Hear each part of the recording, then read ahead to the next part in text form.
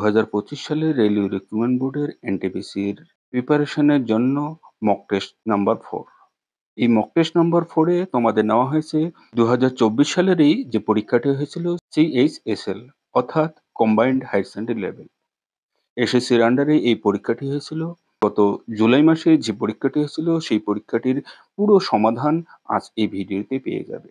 বিশেষ করে কোশ্চেনে যা দেখা গেল শেষের দিকে কয়েকটি অঙ্ক রেলওয়ে রিক্রুটমেন্ট বোর্ডের এনটিপিসির জন্য খুবই ইম্পর্টেন্ট। কাজেই ভিডিওটি শেষ অবধি থাকার চেষ্টা করো।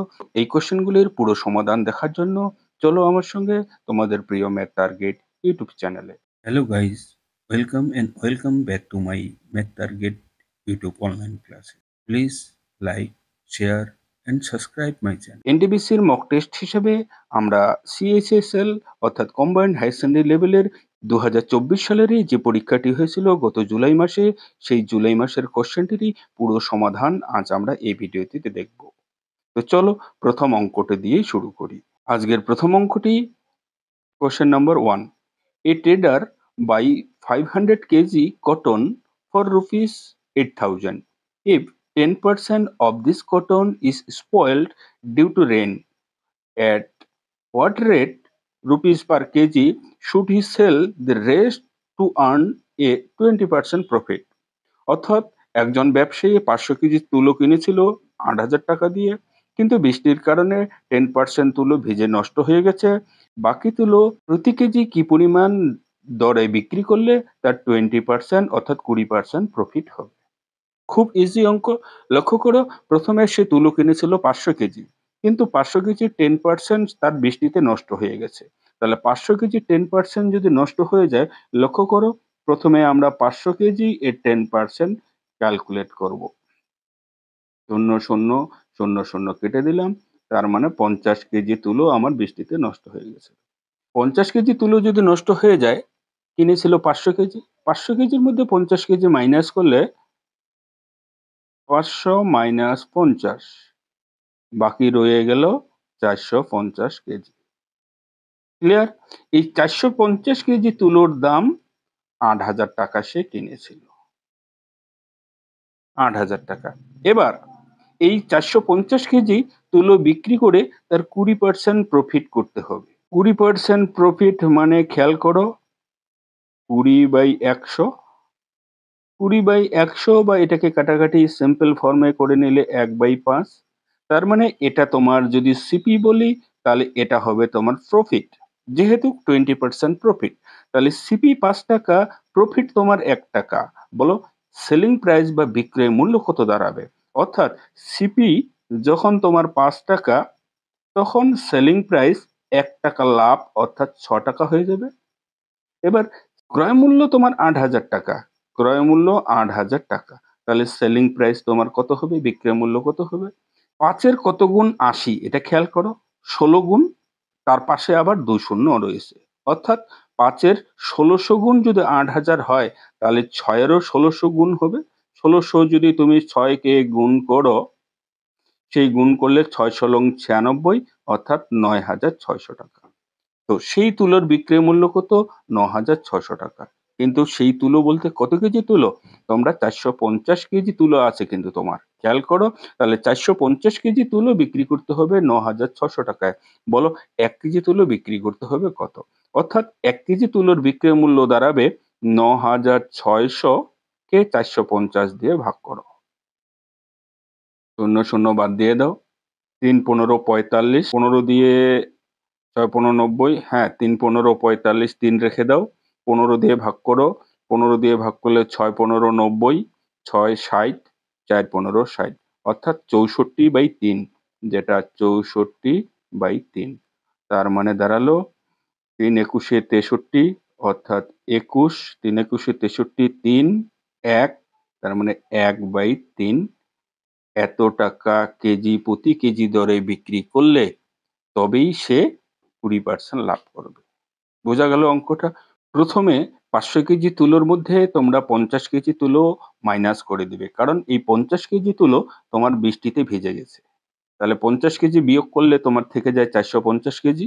এই 450 কেজি তুলোতে 20% সে প্রফিট করবে। 20% প্রফিট বলতে 5 টাকার দ্রব্য 6 টাকায় বিক্রি করতে হবে। তাহলে বলো ৮,০০০ টাকার দ্রব্য ৮,০০০ টাকার দ্রব্য বিক্রি করতে হবে ৯,৬০০ টাকায়।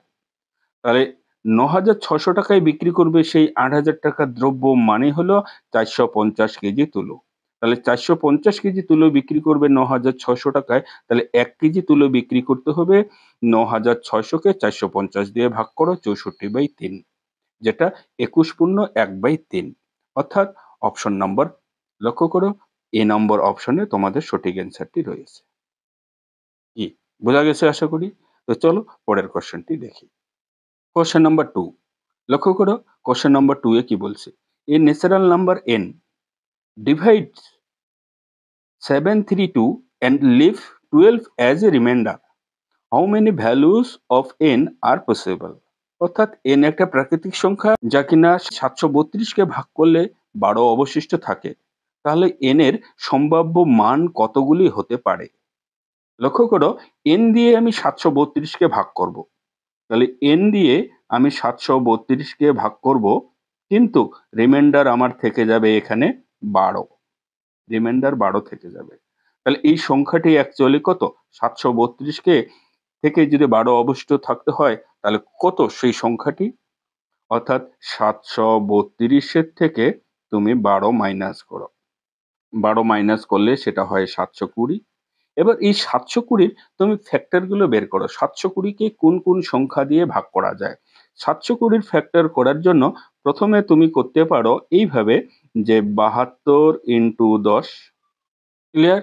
এবার 72 কে ভাঙাতে পারো তুমি 8 ইন্টু 9, 8 ইন্টু 9 ইন্টু 10, 10 কে আমি ভেঙে দিলাম একসঙ্গে 5 ইন্টু 2। এবার 8 কে আমরা আবার ভাঙাতে পারি 2 ইন্টু 2 ইন্টু 2, আবার 9 কে ভাঙাতে পারি 3 ইন্টু 3 ইন্টু 5 ইন্টু 2। এই তো ফ্যাক্টরগুলি। তার মানে দাঁড়ালো 1 2 3 4টা, অর্থাৎ 2 to the power 4 into 3 to the power 2 into 5 to the power 1। বোঝা গেল? তাহলে ফ্যাক্টর কতগুলো বলতে পারবে? ফ্যাক্টর বের করা হয়, টোটাল ফ্যাক্টর আমরা বের করব এইভাবে। এর পাওয়ার কত আছে? 4, তাহলে 4 এর সঙ্গে 1 প্লাস করব, ইন্টু এর পাওয়ার কত? 2, তাহলে 2 এর সঙ্গে 1 প্লাস করব, ইন্টু এর পাওয়ার কত? 1, তাহলে 1 এর সঙ্গে প্লাস 1 করব। লক্ষ্য করো ফ্যাক্টর কত দাঁড়ালো? 5 ইন্টু 3 ইন্টু 2, অর্থাৎ 3 5 15, 15 দুগুণা 30। বোঝা গেল? 720 30টে ফ্যাক্টর হবে। অর্থাৎ এই 30টে ফ্যাক্টর দিয়ে 720 কে ভাগ করলে সেখানে কোনো রিমাইন্ডার থাকবে না। কিন্তু তোমাদের বলছে যে 12 রিমাইন্ডার থাকতে হবে। তাহলে 12 রিমাইন্ডার যদি থাকে বা 12 যদি 12 কে যদি অবশিষ্ট রাখতে হয়, তাহলে এমন কোনো ফ্যাক্টর দিয়ে ভাগ করতে হবে যেখানে 12 অবশিষ্ট থাকবে এবং সেই ফ্যাক্টর গুলো কি দাঁড়াবে? তাহলে 12 থেকে ছোট হবে। তাহলে এবার লক্ষ্য করি 30 টা উৎপাদকের মধ্যে এমন কয়টি উৎপাদক আছে যা কিনা 12 থেকে ছোট? 12 থেকে ছোট তুমি পেতে পারো 1, 2, 2 দিয়ে 720 কে ভাগ করা যায়, 3 দিয়ে ভাগ করা যায়, 4 দিয়ে যাবে, শূন্য যেহেতু আছে তার মানে 5 দিয়েও যাবে, 6 12 72, 6 দিয়ে যাবে, 7 দিয়ে যাবে না, 8 9 গুণে 72, 8 দিয়ে যাবে, 9 দিয়ে যাবে, তারপর শূন্য আছে তার মানে 10 দিয়ে যাবে, 11 দিয়ে যাবে না, 12 দিয়ে যাবে। 720 কে ভাগ। 12 থেকে ছোট আমি ফ্যাক্টর গুলি বের করতেছি। লক্ষ্য করো কতগুলি ফ্যাক্টর হলো 12 থেকে ছোট? 1 2 3 4 5 6 7 8 9 10, অর্থাৎ টোটাল এমন 10টি ফ্যাক্টর যা কিনা 12 থেকে ছোট। অর্থাৎ যেগুলো ফ্যাক্টর দিয়ে ভাগ করলে পরে 720 ক্ষেত্রে কোনো অবশিষ্ট থাকবে না। কিন্তু যেহেতু এখানে 12 অবশিষ্ট থাকার কথা বলছে, তাহলে টোটাল ফ্যাক্টর 30টা। 30টে ফ্যাক্টরের থেকে তোমাকে এই 10টা ফ্যাক্টর বাদ দিতে হবে। অর্থাৎ 30 মাইনাস 10, তার মানে 20টি এমন ফ্যাক্টর 732 কে দিয়ে ভাগ করলে পরে সেখানে n অবশিষ্ট থাকবে।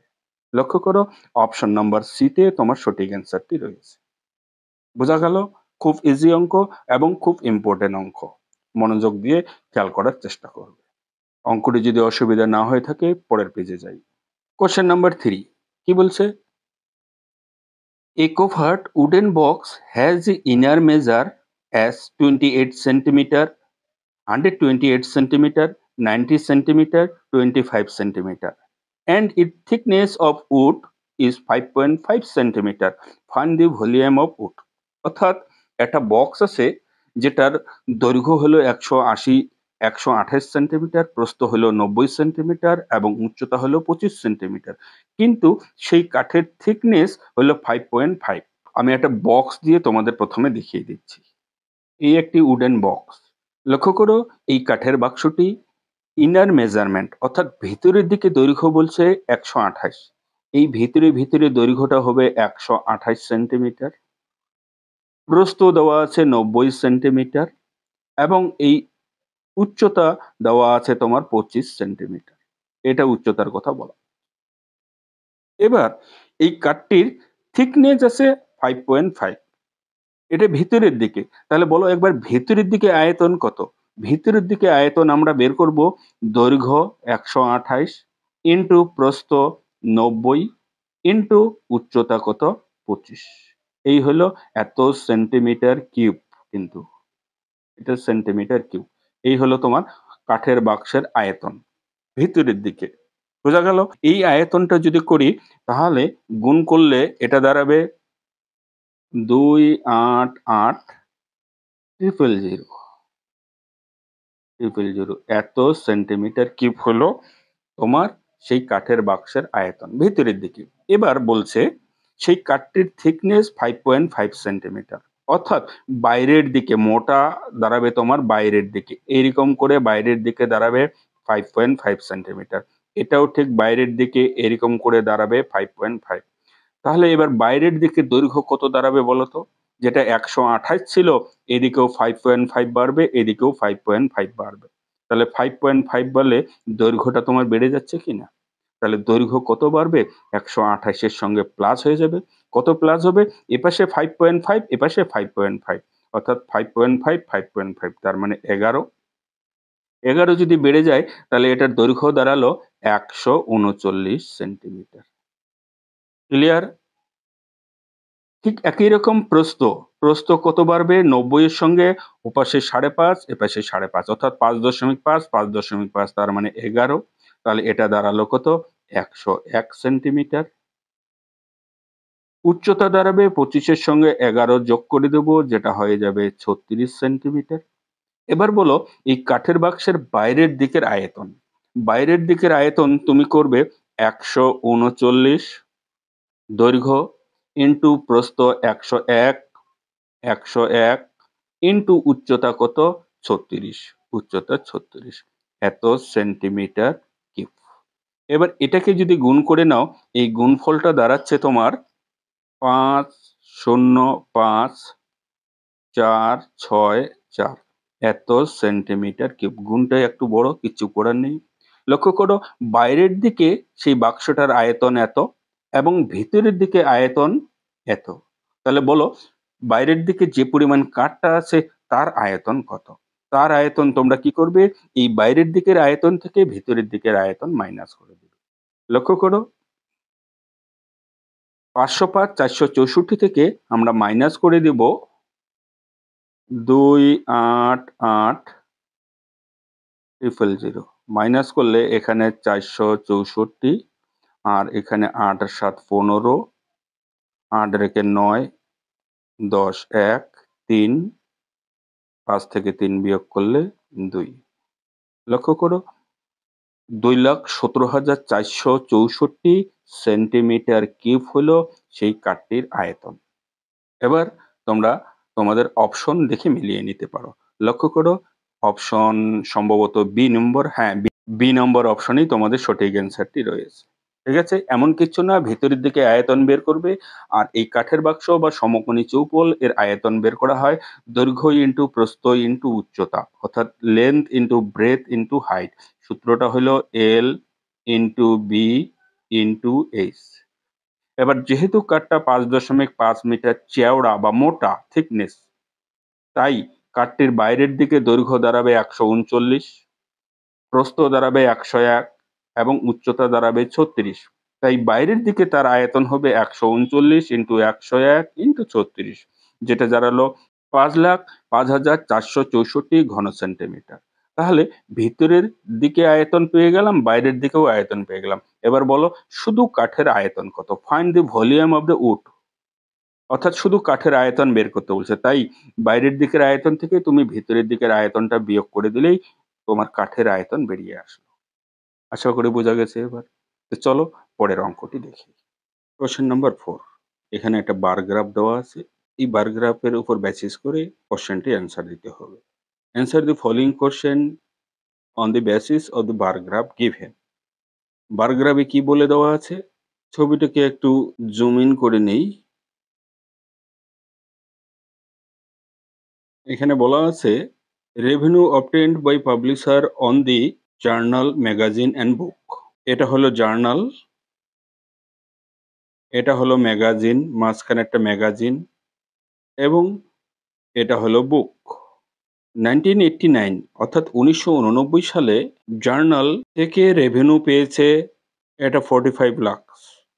সেই রেভিনিউ 1990 সালে 47, এটা 47, এবং 1991 সালে এটা 45, দুইটাই 45 সম্ভবত। আর 1992 সালে 1992 তে 44 লাখ। ঠিক আছে? এবার কোশ্চেনটা খেয়াল করি আমরা কি বলছে। কোশ্চেনটাতে লক্ষ্য করো, the number of year in which there was a increase the revenue from at least two categories। অর্থাৎ সেই বছরগুলি বের করতে বলছে যেখানে রেভিনিউ কমপক্ষে দুটো ক্যাটাগরি থেকে রেভিনিউ ইনক্রিজ হয়েছে। এই যে increase in the revenue from at least two categories. লক্ষ্য করো 89 সালে এখানে জার্নালে ৪৫ লাখ এবং 1990 সালে ৪৭ লাখ। তার মানে এটা ইনক্রিজ হয়েছে, তাই তো? আচ্ছা, 1989 থেকে 1990 সালে ইনক্রিজ হয়েছে, এবং 1990 সাল থেকে 1991 সাল কিন্তু এখানে কমে গেছে। আবার 1991 সাল থেকে 1992 সালেও কিন্তু কমে গেছে। তাহলে বৃদ্ধি পেয়েছে এই একটি বছর, যেটা 1989 থেকে 1990 সাল। এটা গেল তোমার জার্নালের রেভিনিউ। এবার আসছি ম্যাগাজিন। ম্যাগাজিন লক্ষ্য করো, প্রথম বছর যেটা 1989 সালে, সেই ম্যাগাজিন রেভিনিউ আসছে ইন লাখে 31 লাখ, এবং পরের বছরে আসছে 39 লাখ, তারপরের বছরে আসছে 45 লাখ, তারপরের বড় আসছে 50 লাখ। লক্ষ্য করো এখানেও একবার ইনক্রিজ হয়েছে, আবার 45 থেকে 50 এখানেও ইনক্রিজ হয়েছে। অর্থাৎ 91 থেকে 92 সালেও ইনক্রিজ হয়েছে, আর 1989 সাল থেকে 1990 সালেও ইনক্রিজ হয়েছে। বোঝা গেল?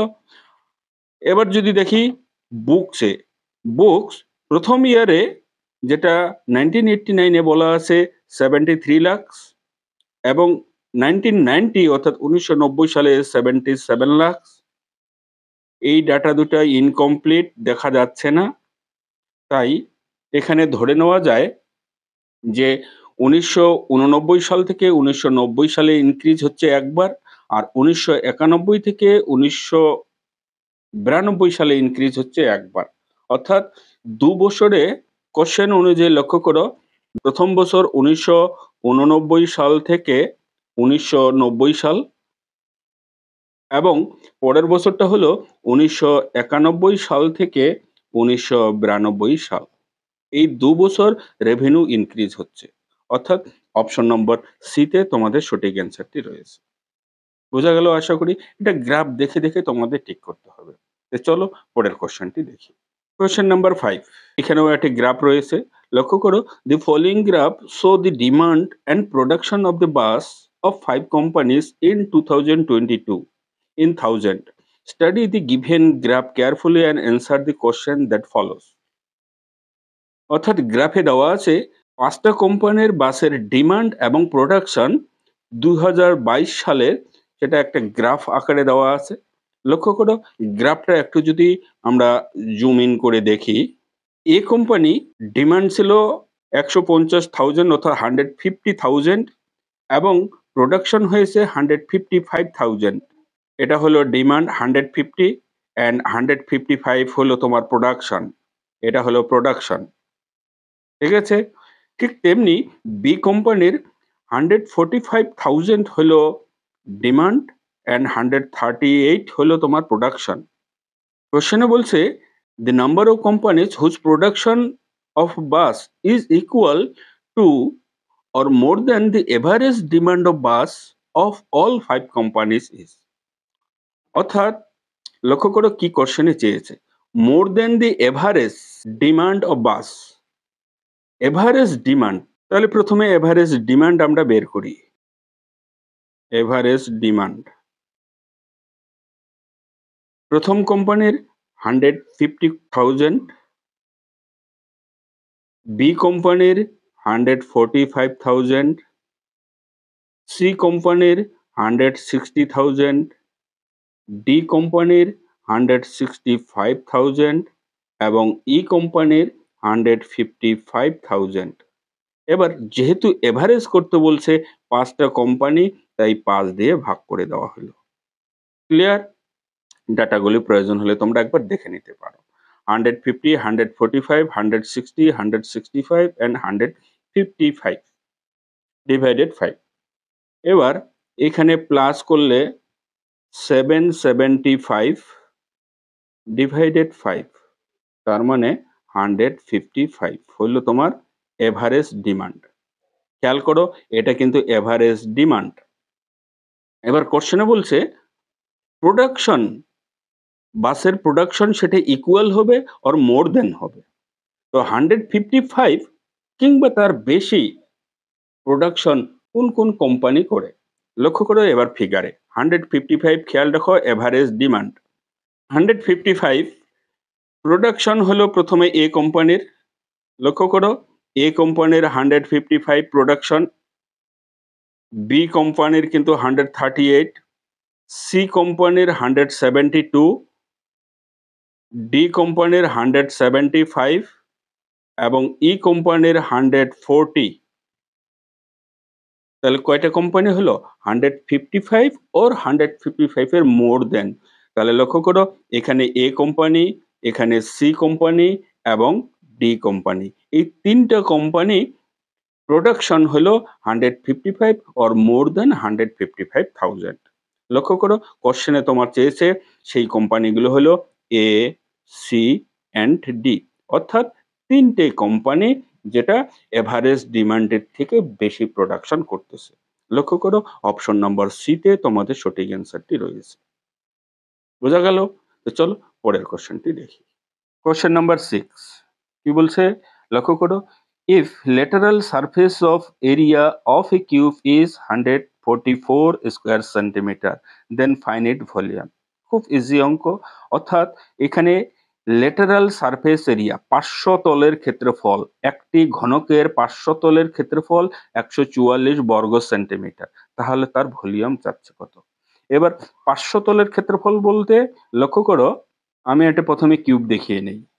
এই যে কিউব, এই কিউবের একটি তলের ক্ষেত্রফল 144, একটা তলের ক্ষেত্রফল, অর্থাৎ তুমি যদি এই সামনের দিকে তলটা খেয়াল করো, এই সামনের দিকে তলটার ক্ষেত্রফল 144, এই তলটার ক্ষেত্রফল বলছি আমি 144 বর্গ সেন্টিমিটার।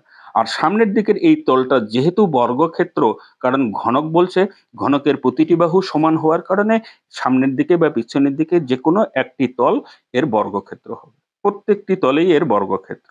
তাহলে সেই বর্গক্ষেত্রের ক্ষেত্রফল বলে দেওয়া আছে 144। বলো এক একটি বাহু কত?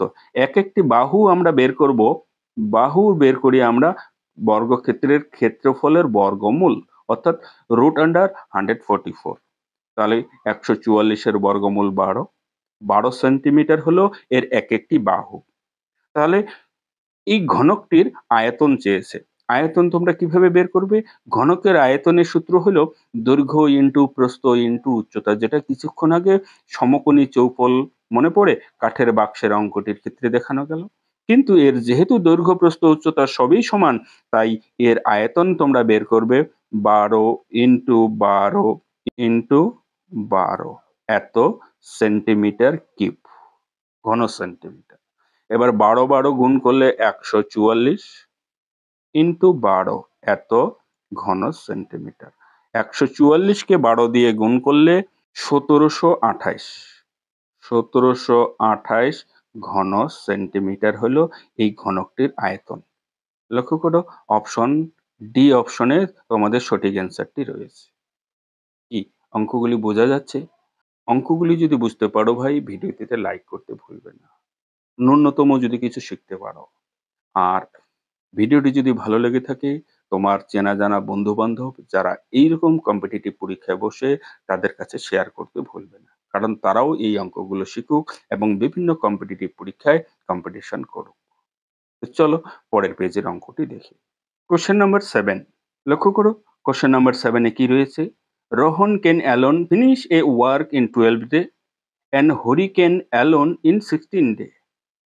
They both work for 3 days and Rohan left. After that, only Hori work and finish the work.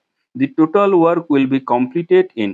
অর্থাৎ রোহন একটি কাজ একা 12 দিনে করতে পারে, হরি সেই কাজ একা 16 দিনে করতে পারে। তারা একসঙ্গে কাজ আরম্ভ করলো এবং 3 দিন করলো। 3 দিন করার পর রোহন লেফট, অর্থাৎ রোহন সেখানে কাজ ছেড়ে চলে গেল।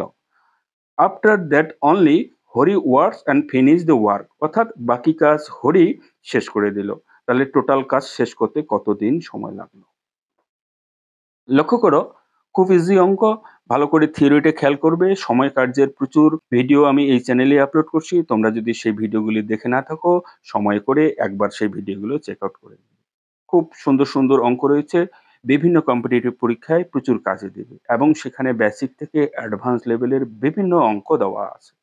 চ্যানেলের ডেসক্রিপশন বক্সে আমি তার লিঙ্ক দিয়ে দেবো। তো চলো এই অঙ্কটা দেখি। লক্ষ্য করো, রোহন 12 দিনের কাজটা করে, আমি রোহনের ধরলাম 12 দিনের কাজ। হরি কাজটি করে 16 দিনে। তাহলে আমরা আগে যা করছিলাম, রোহন এবং হরি কি পরিমাণ কাজ করবে দুজনে একত্রে, অর্থাৎ টোটাল কাজের পরিমাণ আমরা বের করব। আর টোটাল কাজের পরিমাণ 12 ও 16 লসাগু করে আমরা বের করি। 12 16 লসাগু হবে 48, অর্থাৎ এটা হলো টোটাল কাজ 48। উদাহরণস্বরূপ, এর আগের উদাহরণগুলো তো আমি প্রত্যেকটিতে বলেছিলাম, ধরে নাও যে দুজন কাকে মিলে 48টি চেয়ার তৈরি করতে হবে। সেই 48টি চেয়ার যদি রোহন একা করে, তাহলে তার 12 দিন সময় লাগবে এবং হরির একা করলে সেই চেয়ার তৈরি করতে সময় লাগবে 16 দিন। এবার এদের এফিসিয়েন্সি আমরা বের করব। এফিসিয়েন্সি বলতে একদিনে কে কি পরিমাণ কাজ করে। রোহন যেহেতু 48টি চেয়ার ও 12 দিনে তৈরি করে, তাহলে একদিনে কটি চেয়ার তৈরি করবে? একদিনে চেয়ার তৈরি করবে 4টি। 48কে 12 দিয়ে ভাগ দিয়ে দেবে। বোঝা গেল? ঠিক একই রকম হরির এফিসিয়েন্সি 48কে 16 দিয়ে ভাগ দিয়ে দিলে 3। তার মানে রোহন একদিনে 4টি চেয়ার তৈরি করবে, যেখানে হরি একদিনে 3টি চেয়ার তৈরি করবে। দুজনে মিলে একত্রে কাজটি আরম্ভ করলো। তাহলে দুজনে মিলে 4 আর 3 মানে কয়টি চেয়ার তৈরি করলো?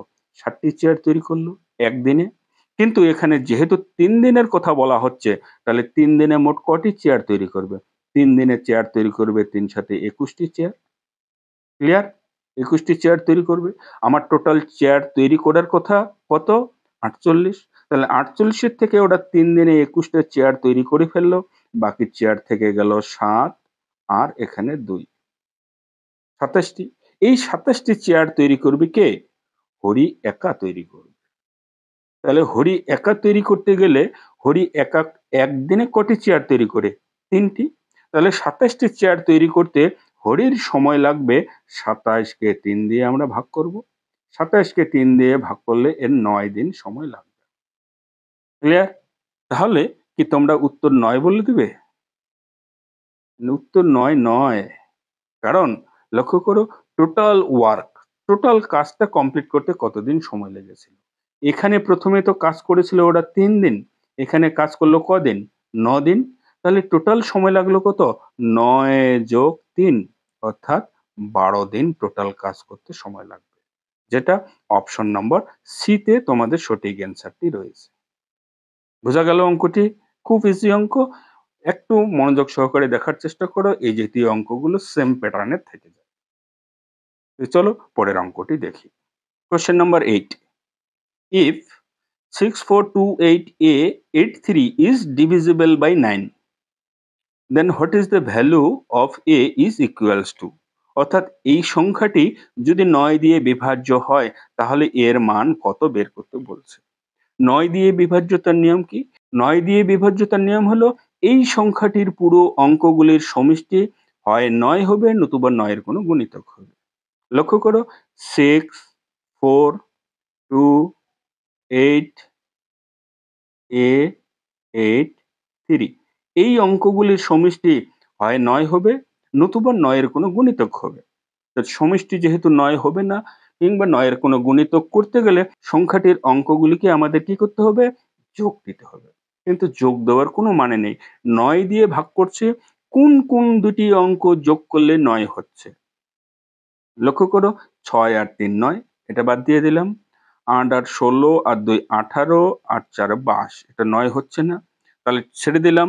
তাহলে কি থেকে গেল? এখানে 4 plus 2 plus 8 plus A plus 8 কত রয়ে গেল? লক্ষ্য করো 8 আর 16 4 20 আর 2 22 প্লাস A। তাহলে এই যোগফলটি কি হবে? এই যোগফলটি হয় 9 হবে নতুবা 9 এর কোনো মাল্টিপলস হবে।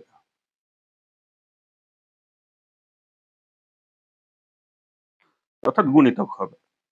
তাহলে 9 এর গুণিতক যেটা এখানে শুরুতে 22 আছে, তাহলে 22 এর থেকে বড় 9 এর গুণিতক কত? 22 এর থেকে 9 এর গুণিতক বড় যেটা 9, 9 দুগুণে 18, 3 9 গুণে 27, 4 9 গুণে 36, তাহলে 22 এর থেকে বড় সেই গুণিতকটা হলো কত? 27। তাহলে এবার লক্ষ্য করো যে 22 এর সঙ্গে এর ভ্যালু কত হলে পরে এই যোগফলটা তোমার 27 হবে। আর 27ই তো 9 এর গুণিতক। তাহলে এর ভ্যালু কত হতে হবে? এর ভ্যালু তোমার হতে হবে 5। বোঝা গেল? এর ভ্যালু 5 হলে পরেই সেই সংখ্যাটিকে 9 দিয়ে বিভাজ্য হবে। লক্ষ্য করো বি নম্বর অপশনে তোমাদের সঠিক অ্যান্সারটি রয়েছে। ক্লিয়ার? আশা করি এই বিভাজ্যতার অঙ্কগুলি অসুবিধা হবে না। যদি অসুবিধা হয় চ্যানেলের ডেসক্রিপশন বক্সে যাবে, সেখানে ডিজিবিলিটির প্রচুর অঙ্ক আপলোড করা আছে, প্রচুর ভিডিও দেওয়া আছে। সময় সুযোগ দেখে ভিডিওগুলো একবার চেক করে নেবে। তো চলো পরের অঙ্কটি দেখি। কোয়েশ্চেন নাম্বার 9, লক্ষ্য করো কি বলছে? A cylinder has a curved surface area equal to 350% of curved surface area of another cylinder.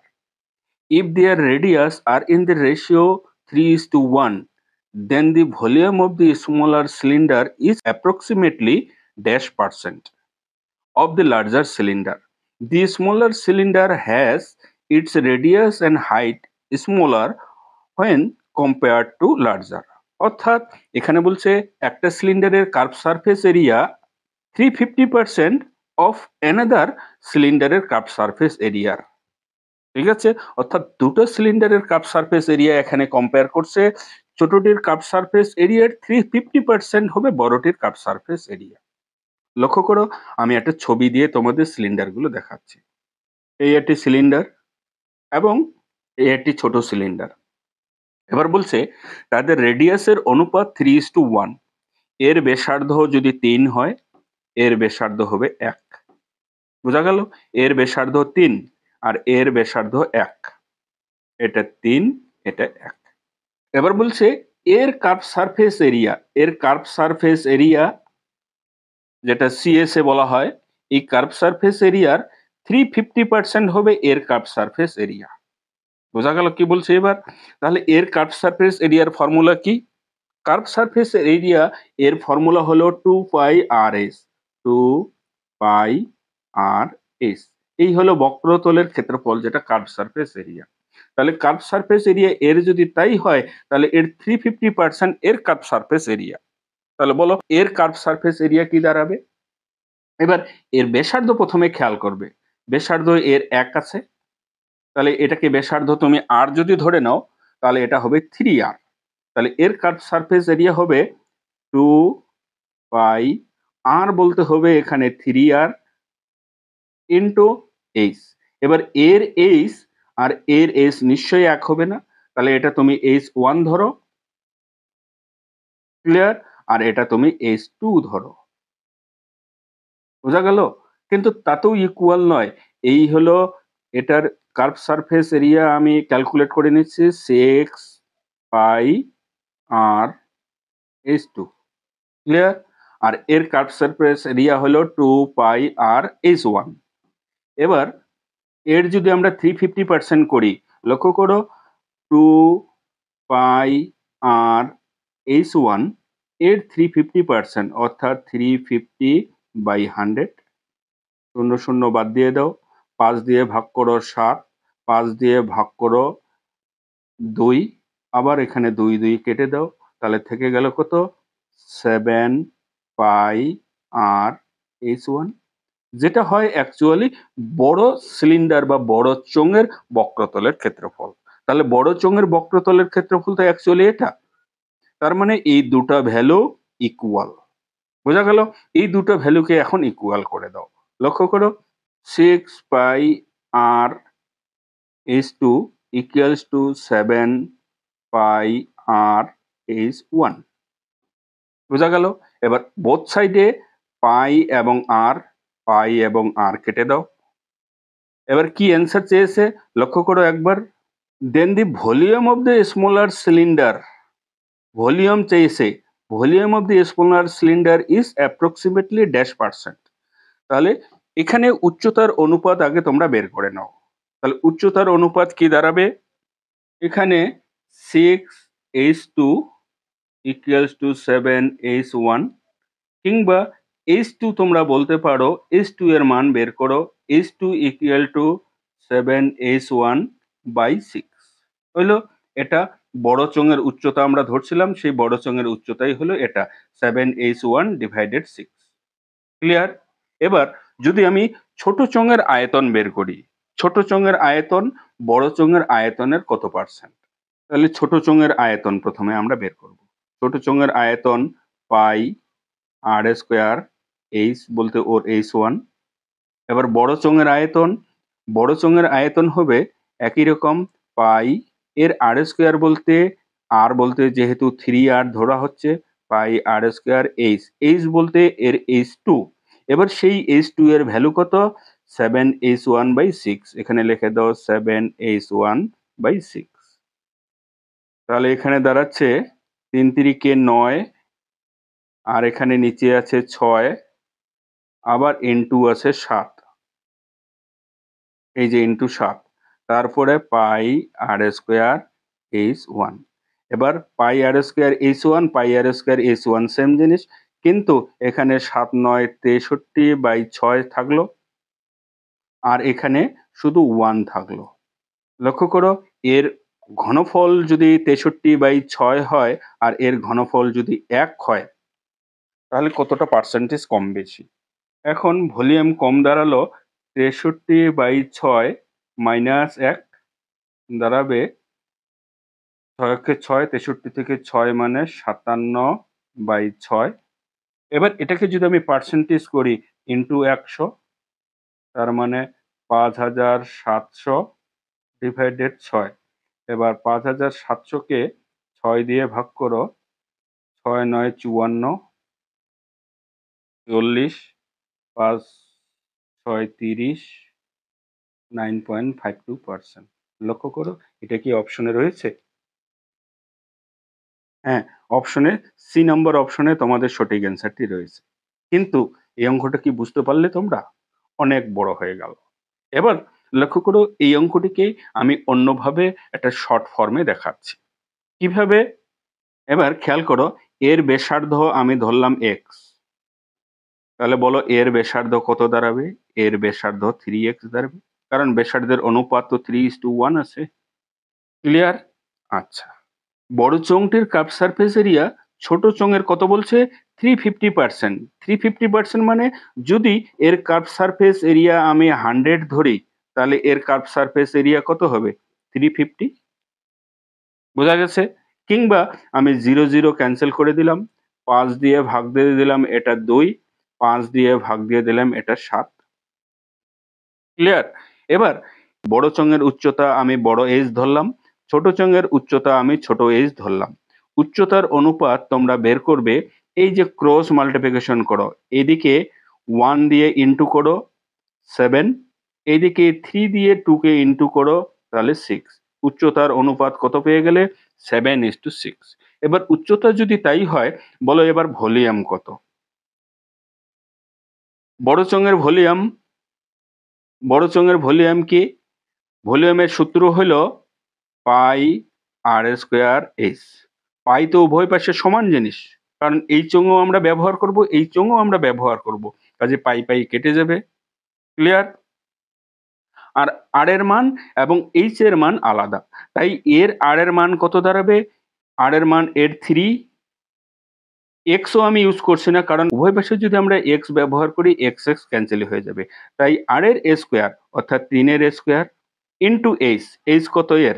7 is two এর ভলিউম।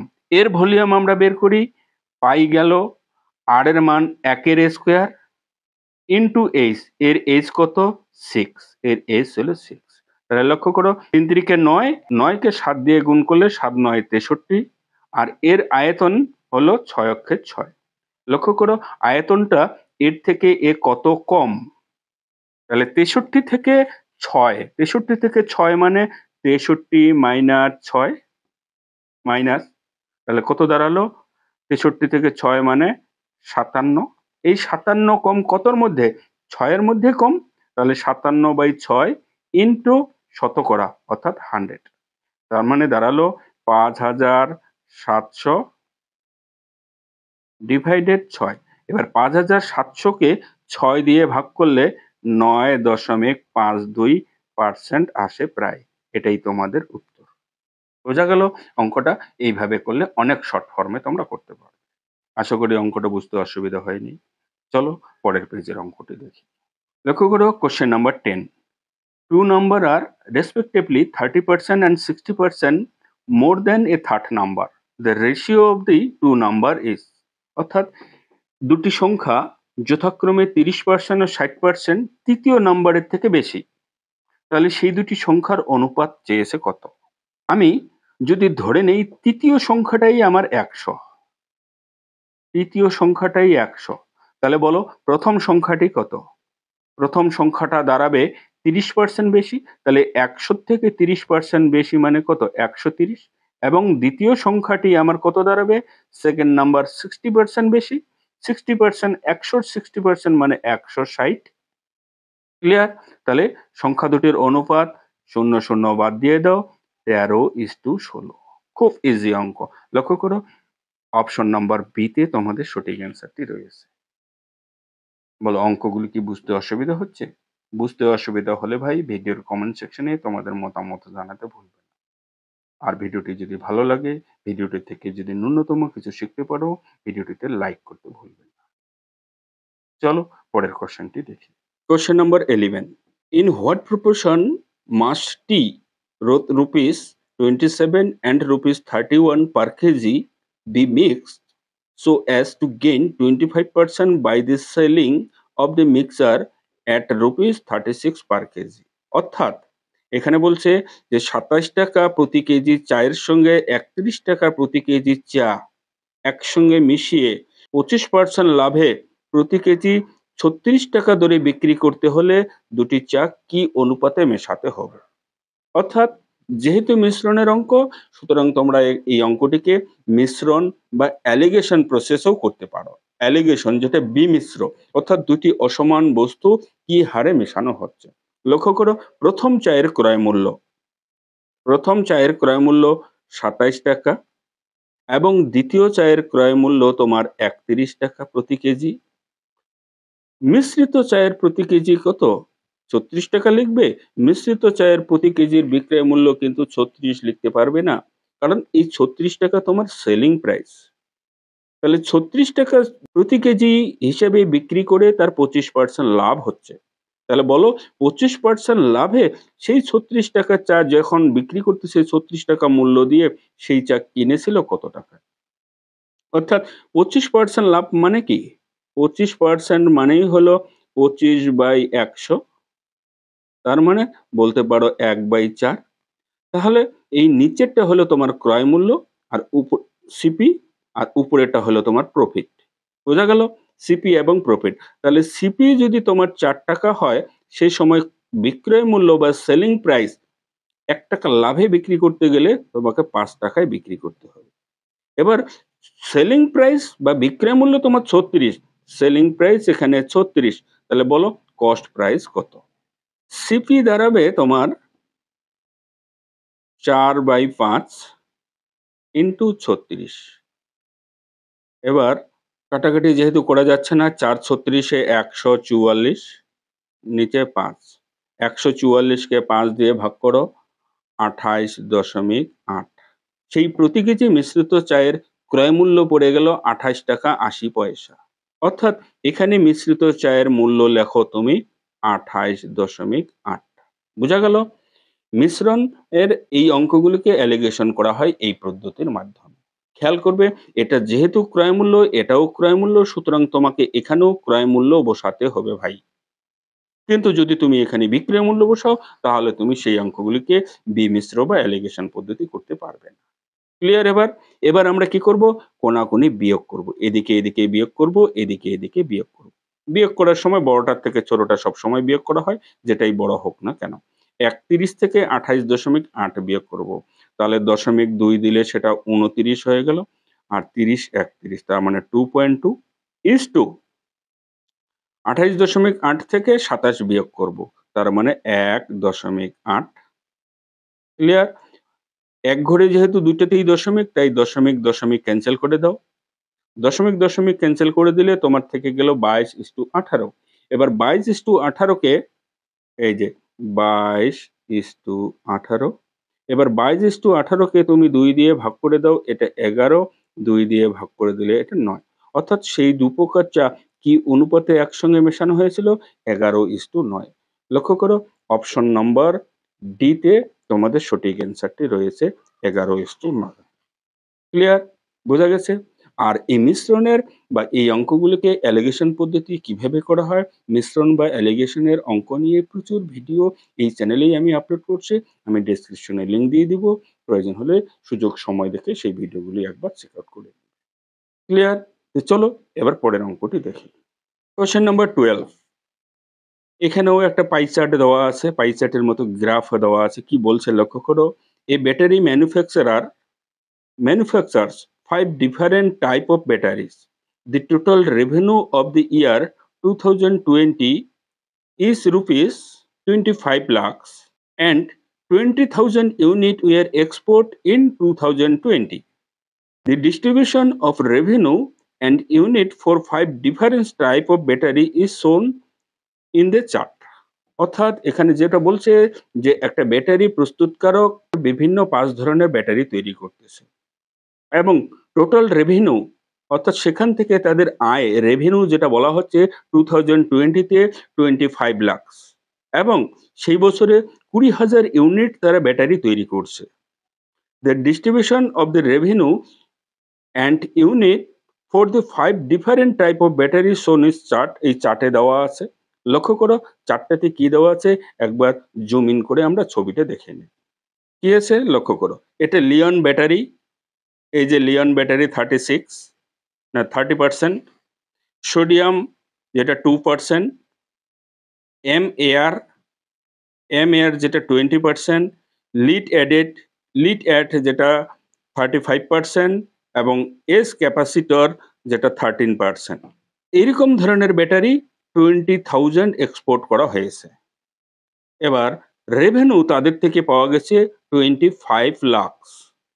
এবার 25 লাখ রেভিনিউ লিয়ন ব্যাটারির থেকে পাওয়া গেছে 35% রেভিনিউ, সোডিয়াম ব্যাটারির থেকে 5%, এম এয়ার ব্যাটারির থেকে 20%, লিড অ্যাসিড ব্যাটারির থেকে 25% অ্যান্ড এস ক্যাপাসিটর ব্যাটারির থেকে 15%। এবার দেখি কোশ্চেনটি কি চেয়েছে আমাদের কাছে।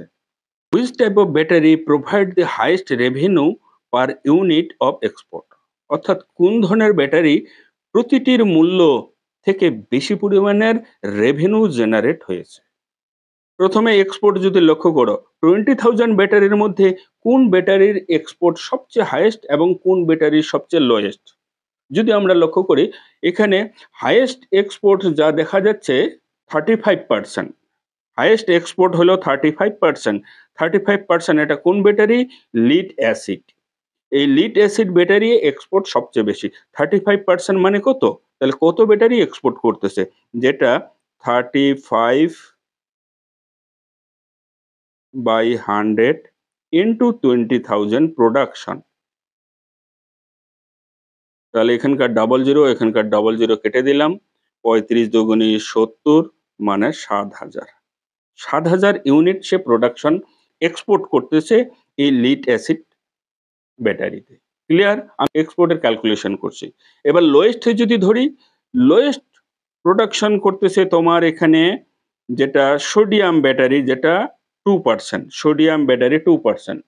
এবার সোডিয়াম 2% মানে কি? সোডিয়াম ব্যাটারি আমি এস লিখে দিলাম। 2% মানে 2/100 ইনটু 20,000 যেহেতু আমার প্রোডাকশন। 00, 00 কেটে দিলাম। 200 কে 2 দিয়ে গুণ করে দাও, 4,000।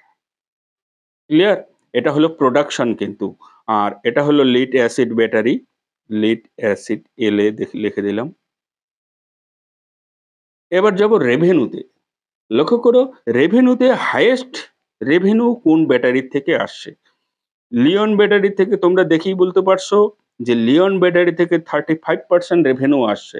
তাহলে 35% রেভিনিউ মানে লিওন ব্যাটারি থেকে আমরা কতটা রেভিনিউ পাচ্ছি সেটা একবার দেখে নেই। 35% মানে 35/100 ইনটু রেভিনিউ হলো 25 লাখ। তাহলে 25, আমি 2টা জিরো দিয়ে ক্যালকুলেট করছি। 3টা জিরো আপাতত হাতে রেখে দিচ্ছি। 2টা জিরো দিয়ে এখানকার 2টা জিরো কেটে দিলাম। 35 আর 25 ইনটু করলে 875 এবং সেই 3টা জিরো বসিয়ে দিলাম। অর্থাৎ 8,75,000 রেভিনিউ এই লিওন ব্যাটারির থেকে পাওয়া গেছে। এবার যদি লোয়েস্ট ব্যাটারিটা ধরি, লোয়েস্ট ব্যাটারি লক্ষ্য করো এখানে 5% যেটা সোডিয়াম ব্যাটারি, এই যে 5%। তাহলে সোডিয়াম ব্যাটারি থেকে কি পরিমাণ রেভিনিউ জেনারেট হয়েছে সেটা একবার লক্ষ্য করি। 5%, তার মানে 5/100 ইনটু 2500, এখানেও 00 দিয়ে ক্যালকুলেট করছে। 00 কেটে গেল, 5, 25, 125। এবার সেই বাকি বসে থাকা 3টা জিরো এখানে বসিয়ে দেব। 3টা জিরো। অর্থাৎ 1,25,000 রেভিনিউ জেনারেট হয়েছে মিনিমাম এক ধরনের ব্যাটারি থেকে। এবার বলো পার ইউনিট হাইয়েস্ট যদি ধরি, হাইয়েস্ট রেভিনিউ জেনারেট হয়েছে 8,75,000 হাইয়েস্ট এটা, এবং সেই ব্যাটারিটা এক্সপোর্ট করা হয়েছে 7,000। তাহলে পার ইউনিটের কস্ট কত দাঁড়ালো? পার ইউনিটের কস্ট লক্ষ্য করো, এখানেই আমি দেখাচ্ছি, না পরের পেজে যাই। 8,75,000, 8,75,000 ডিভাইডেড ব্যাটারি প্রোডাকশন লক্ষ্য করি, প্রোডাকশন হলো 7,000। তাহলে এটা হলো ডিভাইডেড 7,000। এবার এখানকার 000 এখানে 000 কেটে দিলাম। 7 দিয়ে ভাগ দিয়ে দেব। 7 অক্ষে 7, 1 17, 7 দুগুণে 14, 3 35, 5 7 35। এত টাকা ইন রুপিসে হয়েছে রেভিনিউ, হাইয়েস্ট রেভিনিউ পার ব্যাটারির থেকে। সেটা ব্যাটারিটা হলো লিওন ব্যাটারি। এবার মিনিমামটা আমরা ধরলাম 1,25,000 রেভিনিউ জেনারেট হয়েছে কত ধরনের ব্যাটারি থেকে? 4,000 ব্যাটারির থেকে। তাহলে পার ব্যাটারির থেকে কত রেভিনিউ জেনারেট হয়েছে সেটা লক্ষ্য করি। 125,000 ডিভাইডেড 400, এটা 400 হয়ে যাবে। 200 কে 2 দিয়ে ইনটু করলে এটা 400 হয়ে যাবে।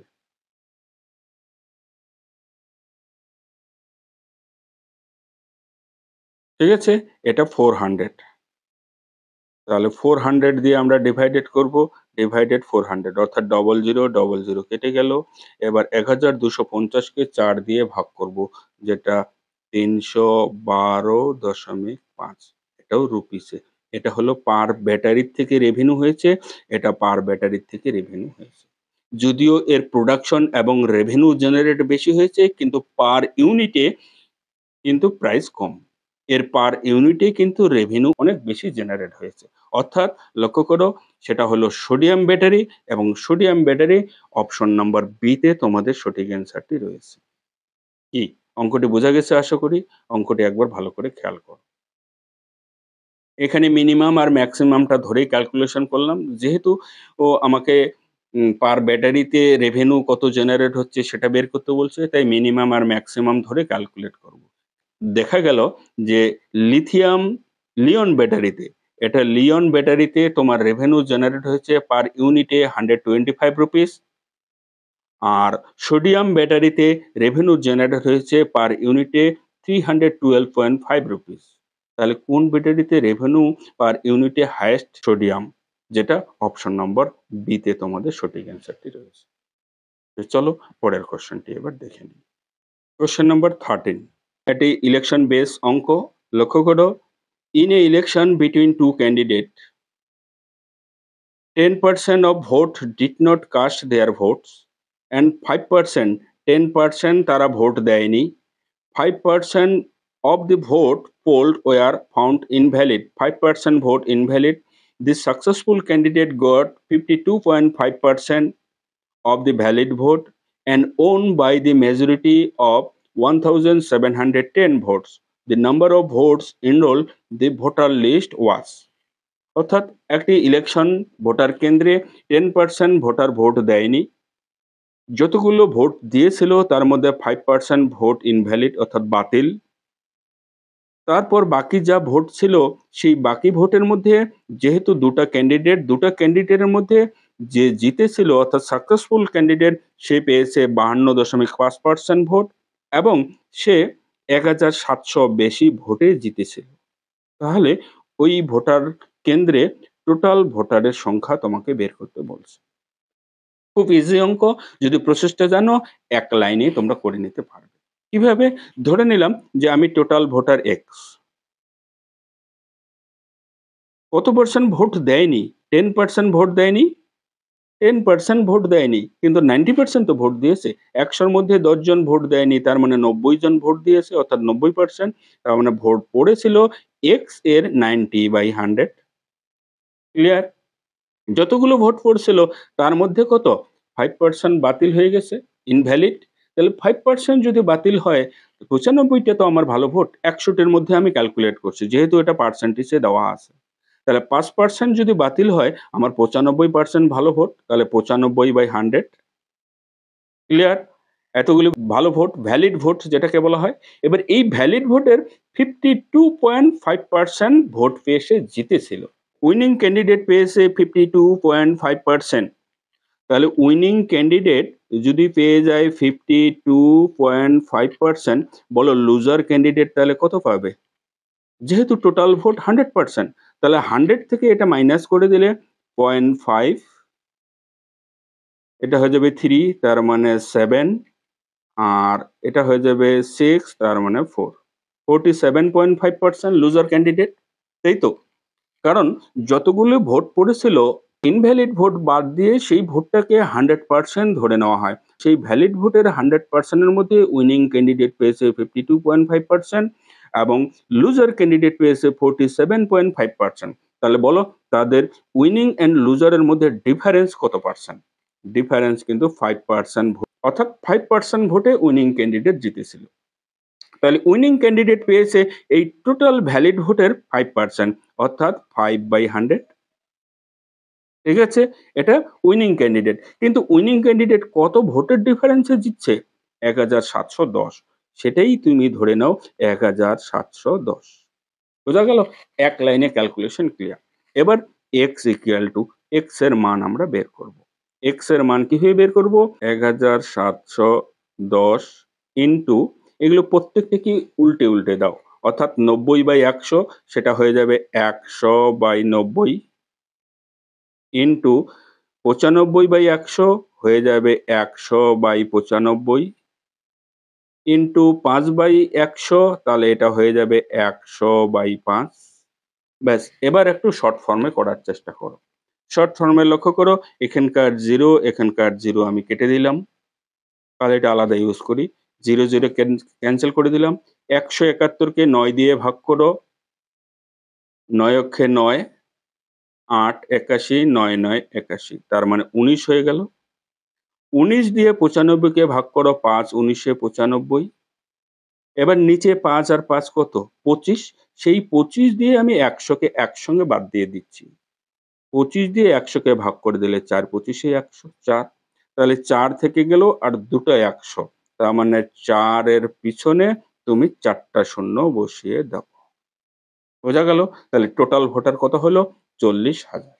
যেহেতু আমরা টোটাল ভোটার ধরেছিলাম, তাই টোটাল ভোটারের পরিমাণ হলো 40,000। লক্ষ্য করো অপশন নাম্বার সি তে তোমাদের সঠিক অ্যান্সারটি রয়েছে। কি বোঝা গেছে?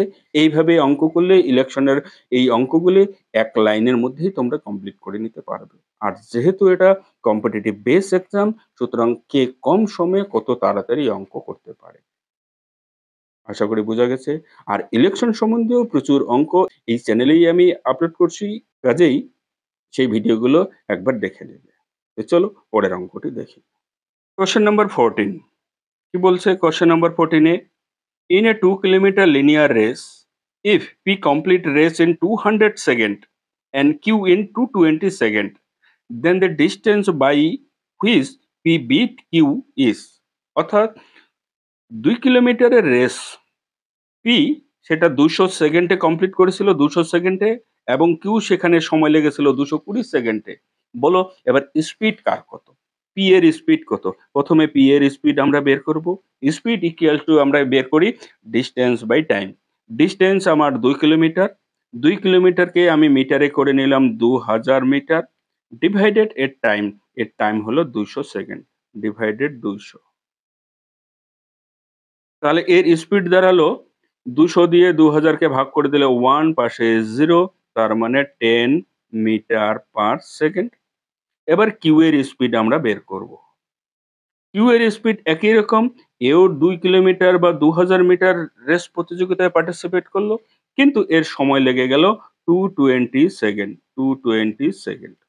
তাহলে এবার এখানকার 0 0 বাদ দিয়ে দাও, 2 দিয়ে ভাগ করে দাও 11, 2 দিয়ে ভাগ করে দাও 100, তার মানে দাঁড়ালো 100/11 মিটার পার সেকেন্ড, বা এটাকে তুমি ভাগ করে দিলে 9 পূর্ণ 1/9 মিটার পার সেকেন্ড। এবার যেহেতু কিউ এর 20 সেকেন্ড সময় বেশি লাগলো, লক্ষ্য করো এর 200 সেকেন্ড, এর 220 সেকেন্ড, 20 সেকেন্ডে এ কতটা দৌড়ায়। লক্ষ্য করো যদি স্পিড ওর এত মিটার পার সেকেন্ড হয়, তাহলে 20 সেকেন্ডে সে দৌড়াবে, 20 সেকেন্ডে দৌড়াবে 100 ডিভাইডেড 11 ইন্টু 20 মিটার। তার মানে এ দৌড়ালো তখন 2000/11 এত মিটার। 2000-কে 11 দিয়ে ভাগ দিলে 11 1 9 90, 8 11 88, 2 20, আবার 11 খেয়ে 11 9, তার মানে উপরে দাঁড়ালো 9/11 মিটার। এত মিটার ডিফারেন্স একজন আরেকজনকে পরাজিত করলো। বোঝা গেল? যেহেতু 20 সেকেন্ডের সময়ের ব্যবধান, তাহলে এই 20 সেকেন্ডে কে কতটা দূরত্ব এগিয়ে বা পিছিয়ে থাকবে। এই 20 সেকেন্ডে কেউ 181/9 মিটার পিছিয়ে থাকবে। সুতরাং লক্ষ্য করো তোমাদের অপশন সি নাম্বার অপশনের সঠিক অ্যান্সারটি রয়েছে এখানে 181 পূর্ণ 9/11 মিটার। বোঝা গেছে আশা করি? খুব সহজ অঙ্ক। তো চলো নেক্সট কোশ্চেনটি দেখি। Question number 15। The mark price of an item is 1.4 times of the cost price. In order to earn 23.2% profit, what percent discount can a shopkeeper allow? অর্থাৎ এটি দোকানের মার্ক প্রাইস কস্ট প্রাইসের 1.4 টাইমস। এবার সেই অর্ডারে কোনো এক অর্ডারে 23.2% প্রফিট করতে হলে দোকানিকে কি পরিমাণে ডিসকাউন্ট দিতে হবে। লক্ষ্য করো আমি প্রথমে সিপি ধরলাম 100, অর্থাৎ ক্রয় মূল্য ধরে নিলাম 100। তাহলে মার্ক প্রাইসের কত দাঁড়াবে বলো তো?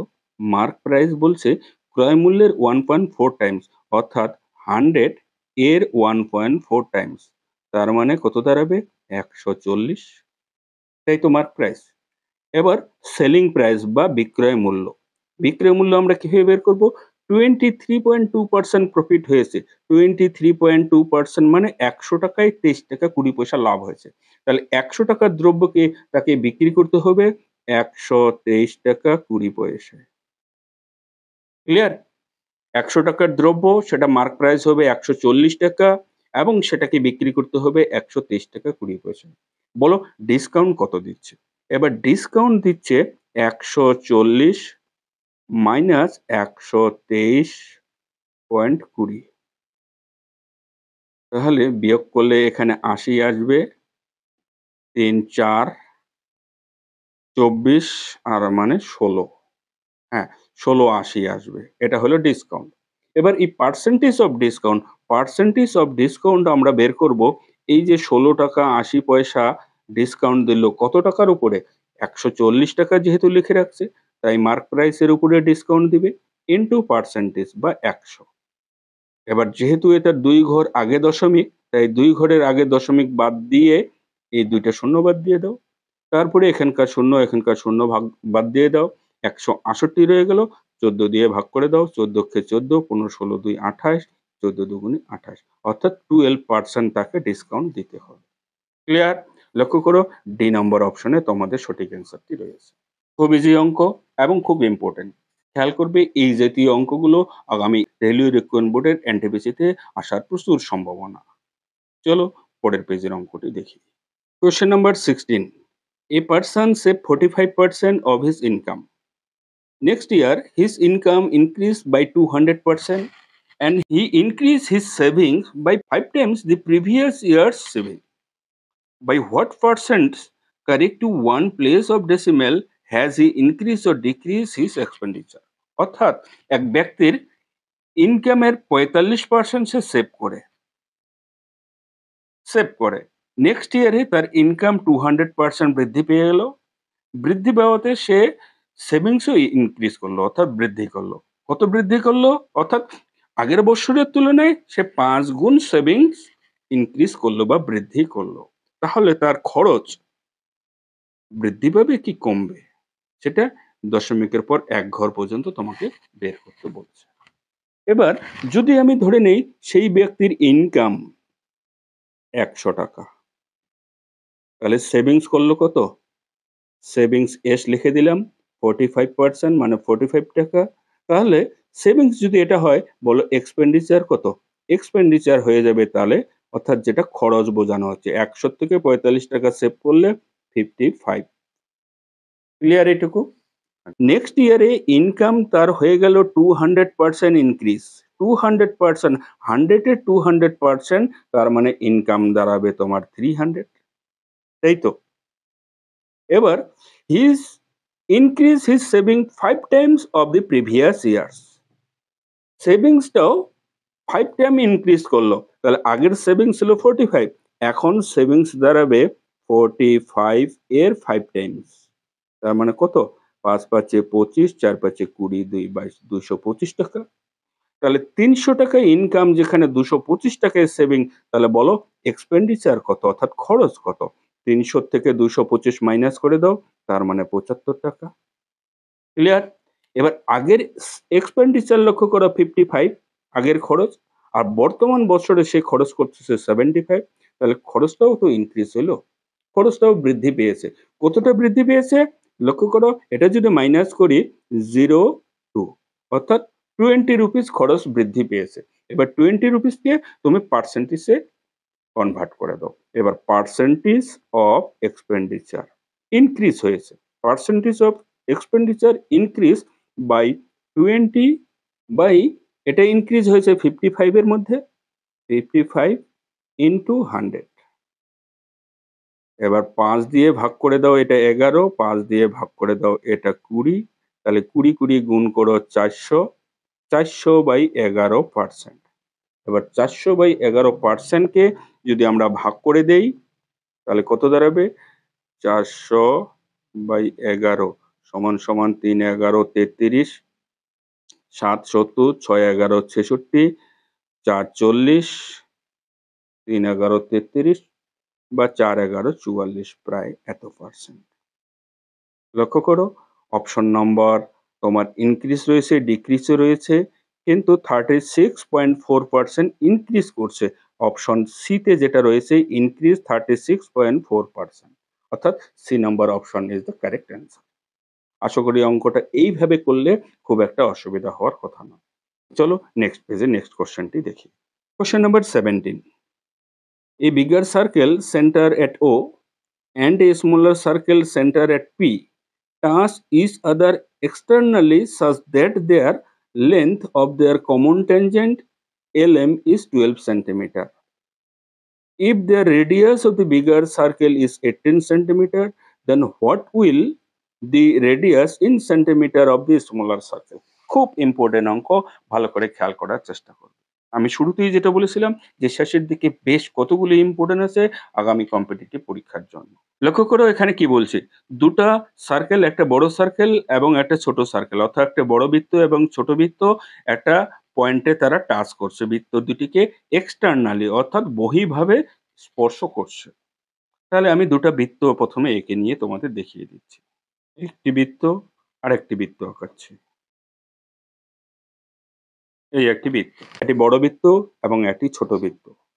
বড় বৃত্তটির সেন্টার হলো ও, এটা হলো ও, আর ছোট বৃত্তটির সেন্টার হলো পি, এটা হলো পি। কমন ট্যানজেন্ট এলএম, কমন ট্যানজেন্ট অর্থাৎ এখান থেকে এই পর্যন্ত এটা কমন ট্যানজেন্ট, যেটা নাম দিয়েছে এল এম। এই এল এম এর দৈর্ঘ্য কিন্তু 12 সেন্টিমিটার, ঠিক আছে।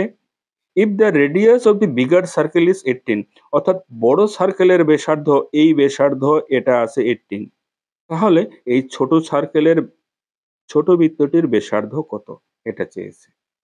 এবং বৃত্ত দুটির কেন্দ্রবিন্দু দ্বয়ের দূরত্ব কিন্তু বলা নাই, এটা কিন্তু তোমাদের ক্যালকুলেট করে নিতে হবে, কারণ বড় বৃত্তের ব্যাসার্ধ 18 সেমি আর ছোট বৃত্তের ব্যাসার্ধ জানা নেই, এটা 18। তাহলে ধরে নেই ছোট বৃত্তের ব্যাসার্ধ আর। ক্লিয়ার? সরল সাধারণ স্পর্শকের দৈর্ঘ্য বের করার একটা সরল সূত্র আছে, খুব ইম্পর্টেন্ট। সূত্রটা যদি না জেনে থাকো, ইতিপূর্বে ভিডিওগুলোতে আমি অনেকবার দেখিয়েছি, নোট বের করে একবার সূত্রটা নোট করে নেওয়ার চেষ্টা করো। লক্ষ্য করো সূত্রটা হলো রুট আন্ডার, এখানে ডি স্কোয়ার লেখা হয়। ডি স্কোয়ার বলতে তাদের এই সেন্টার দুটার ডিস্টেন্স, দুটো সার্কেলের সেন্টারের ডিস্টেন্স কত, বড়টার রেডিয়াস যেহেতু 18, ছোটটার রেডিয়াস আর, তাহলে পুরো লেন্থটা হলো 18 প্লাস আর, তাই এখানে লিখবো সেই লেন্থ হলো 18 প্লাস আর এর হোল স্কোয়ার। ক্লিয়ার? মাইনাস এবার তাদের রেডিয়াসের ডিফারেন্সের স্কোয়ার। রেডিয়াস কত, বড় সার্কেলের রেডিয়াস 18, ছোট সার্কেলের রেডিয়াস কত আর, এদের রেডিয়াসের ডিফারেন্স অর্থাৎ যেটা দাঁড়ালো 18 মাইনাস আর এর হোল স্কোয়ার।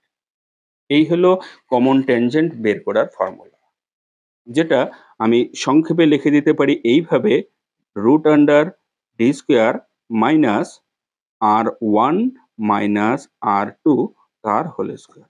অর্থাৎ ডি হলো তাদের মধ্যবর্তী দূরত্ব, সার্কেল দুটার মাঝখানের দূরত্ব সেন্টার দুটার, R1 R2 হলো সার্কেল দুটার রেডিয়াসের ডিফারেন্স তার হোল স্কোয়ার। বোঝা গেছে আশা করি। এবার লক্ষ্য করো এটা রুট আন্ডারের ভিতরে কি আছে, 18 প্লাস আর তার হোল স্কোয়ার এবং 18 মাইনাস আর এর হোল স্কোয়ারের এখানে বিয়োগ আছে, মাইনাস আছে।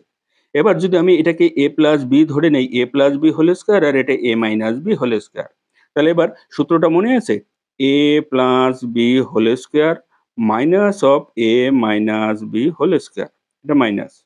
এই সূত্র দুটো কি হয়, এই সূত্রটা হয় অ্যাকচুয়ালি 4ab সূত্র। তাহলে এখানে ডাইরেক্ট আমি রুট আন্ডারের ভিতরে লিখে দিচ্ছি 4ab, 4a, এ মিনস এখানে 18 কে বোঝানো হচ্ছে এবং বি মিনস আর কে বোঝানো হচ্ছে, এটা আর। ক্লিয়ার? কিন্তু এই ট্যানজেন্টের দৈর্ঘ্য ডি এর ভ্যালু এখানে বলে দেওয়া আছে কত, 12 সেন্টিমিটার, তার মানে এটা ইকুয়ালস টু 12। ক্লিয়ার?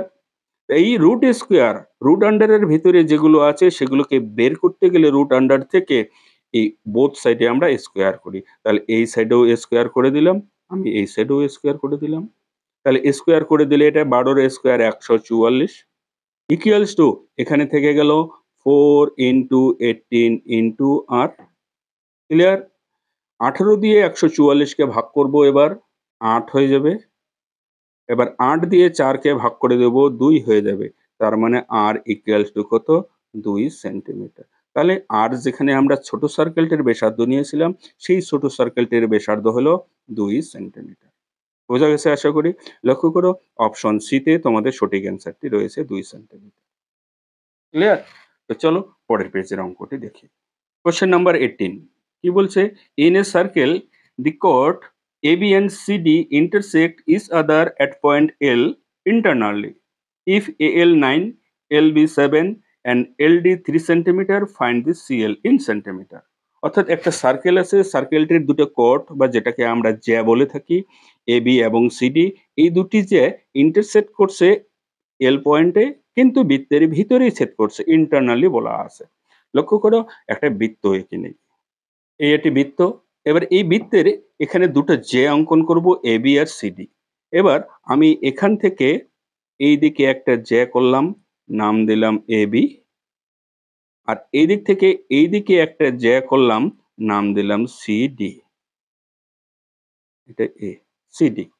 এবার এই দুটো যে বৃত্তের ভিতরে এল পয়েন্টে ইন্টারসেক্ট করছে। এবার এ এল এর ভ্যালু দেওয়া আছে 9 সেন্টিমিটার, এটা 9। এল বি এটা দেওয়া আছে 7।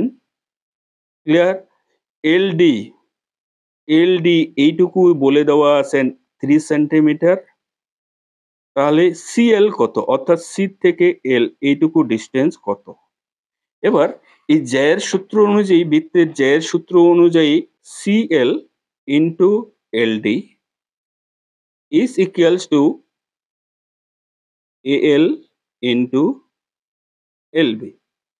সার্কেলের ভিতরে কোনো পয়েন্টে ছেদ করলে যে দুটি উপাংশ বা যে দুটি অংশ তৈরি হয় তাদের গুণফল পরস্পর সমান হয়। লক্ষ্য করো সিএল এর ভ্যালু সিএল এর জায়গায় পুট করে দাও। সিএল এর ভ্যালু কত? সিএল এর ভ্যালু জানা নেই, সিএল এর ভ্যালু আমরা সিএল এ রেখে দিলাম, ইন্টু এলডি, এলডির ভ্যালু আছে 3 ইকুয়ালস টু এএল, এএল এর ভ্যালু আছে 9 ইন্টু এলবির ভ্যালু আছে 7। এবার 3 দিয়ে 9 কেটে দাও, 3। তাহলে সিএল ইকুয়ালস টু কত দাঁড়াবে? 3 সাথে 21, অর্থাৎ 21 সেন্টিমিটার সিএল এর ভ্যালু। খুব ইজি অঙ্ক, এই সূত্রটা একটু মাথায় রাখার চেষ্টা করো। লক্ষ্য করো অপশন নম্বর বি তে তোমাদের সঠিক অ্যান্সারটি রয়েছে। চলো নেক্সট কোশ্চেন দেখি। Question number 19, in how much time in years will rupees 7200 amount to rupees 8928 at simple interest at the rate of 8% per annum? অর্থাৎ সিম্পল ইন্টারেস্ট অঙ্ক খুবই সিম্পল। তোমার এখানে প্রিন্সিপাল বলছে বা অ্যামাউন্ট বলছে ৭,২০০ টাকা, যেটা দাঁড়াচ্ছে ৮,৯২৮ টাকায়। সেই সুদের হার হলো 8%। তাহলে এই 8% হারে ৭,২০০ টাকা কত বছরে ৮,৯২৮ টাকা দাঁড়াবে? অর্থাৎ যেটাকে আমরা সুদাসল বা অ্যামাউন্ট বলে থাকি। অর্থাৎ এখানে তোমরা প্রিন্সিপাল বলে নাও ৭,২০০ ধরে নাও, অ্যামাউন্ট যেটা সুদাসল, সুদ এবং আসল আছে ৮,৯২৮ টাকা। এটা অ্যামাউন্ট, এখানে ইন্টারেস্ট আছে প্লাস প্রিন্সিপাল আছে। আর প্রিন্সিপাল আমরা আলাদা করে জানি ৭,২০০, তাহলে ইন্টারেস্ট তোমার দাঁড়াবে ৮,৯২৮ মাইনাস ৭,২০০। তাহলে সেই ইন্টারেস্ট হলো ২৮, ২৮ই বসবে, ২০০ মানে ৭ বসবে, ৭,০০০, ৮,০০০, ১,০০০, অর্থাৎ ১,৭২৮ টাকা। এবার সেই ইন্টারেস্ট বের করার ফর্মুলা তোমরা প্রত্যেকেই জানো, I equals to PTR by 100। সূত্রটা লিখেই দেই, PTR বাই 100। I মানে ইন্টারেস্ট, P হলো প্রিন্সিপাল, T হলো টাইম, আর R হলো এখানে রেট অফ ইন্টারেস্ট ডিভাইডেড 100। এবার এখানে তার ভ্যালু যদি আমি বসিয়ে দেই, P এর ভ্যালু 7,200 ইন্টু T এর ভ্যালু নাই আমাদের আননোন, T এ রেখে দিলাম। R এর ভ্যালু হলো তোমার 8% divided 100 is equals two interest. সেই ইন্টারেস্টটা কত? ১৭২৮। তাহলে ইকুয়ালস টু লিখে দিলাম ১,৭২৮। ব্যাস, এটা ক্যালকুলেট করে টি এর ভ্যালু বের করো। এবার এখানকার ডাবল জিরো, এখানকার ডাবল জিরো কেটে দিলাম। 8 দিয়ে যদি 1728 কে ভাগ করে দেই, 8 দিয়ে 8 দুগুণে 16, 1 ১৬, ১ ১২, ৮ অক্ষে ৮, ৪ ৪৮, ৬ ৮ ৪৮ অর্থাৎ 216। 216 কে ৭২ দিয়েও ভাগ করে দেওয়া যায়। ৭২ দিয়ে ভাগ করলে ৩ দুগুণে ৬, ৩ সাথে ২১, হ্যাঁ ৩। অর্থাৎ টি ইকুয়ালস টু তোমার কত দাঁড়ালো? 3 ইয়ার্স। অর্থাৎ ৩ বছরে সেই টাকা বলতে ৭,২০০ টাকা ৮,৯২৮ টাকায় পরিণত হবে 8% রেটে সুদের হার। বোঝা গেছে আশা করি? চলো পরের কোয়েশ্চেনটি দেখি। Question number 20. The hypotenuse of a right triangle is 6 centimeter more than the twice of the shortest side. If the third side is 2 centimeter less than the hypotenuse, find the area in meter of the triangle. অর্থাৎ একটি সমকোণী ত্রিভুজের এখানে hypotenuse বলছে 6 centimetre more than twice দি shortest side.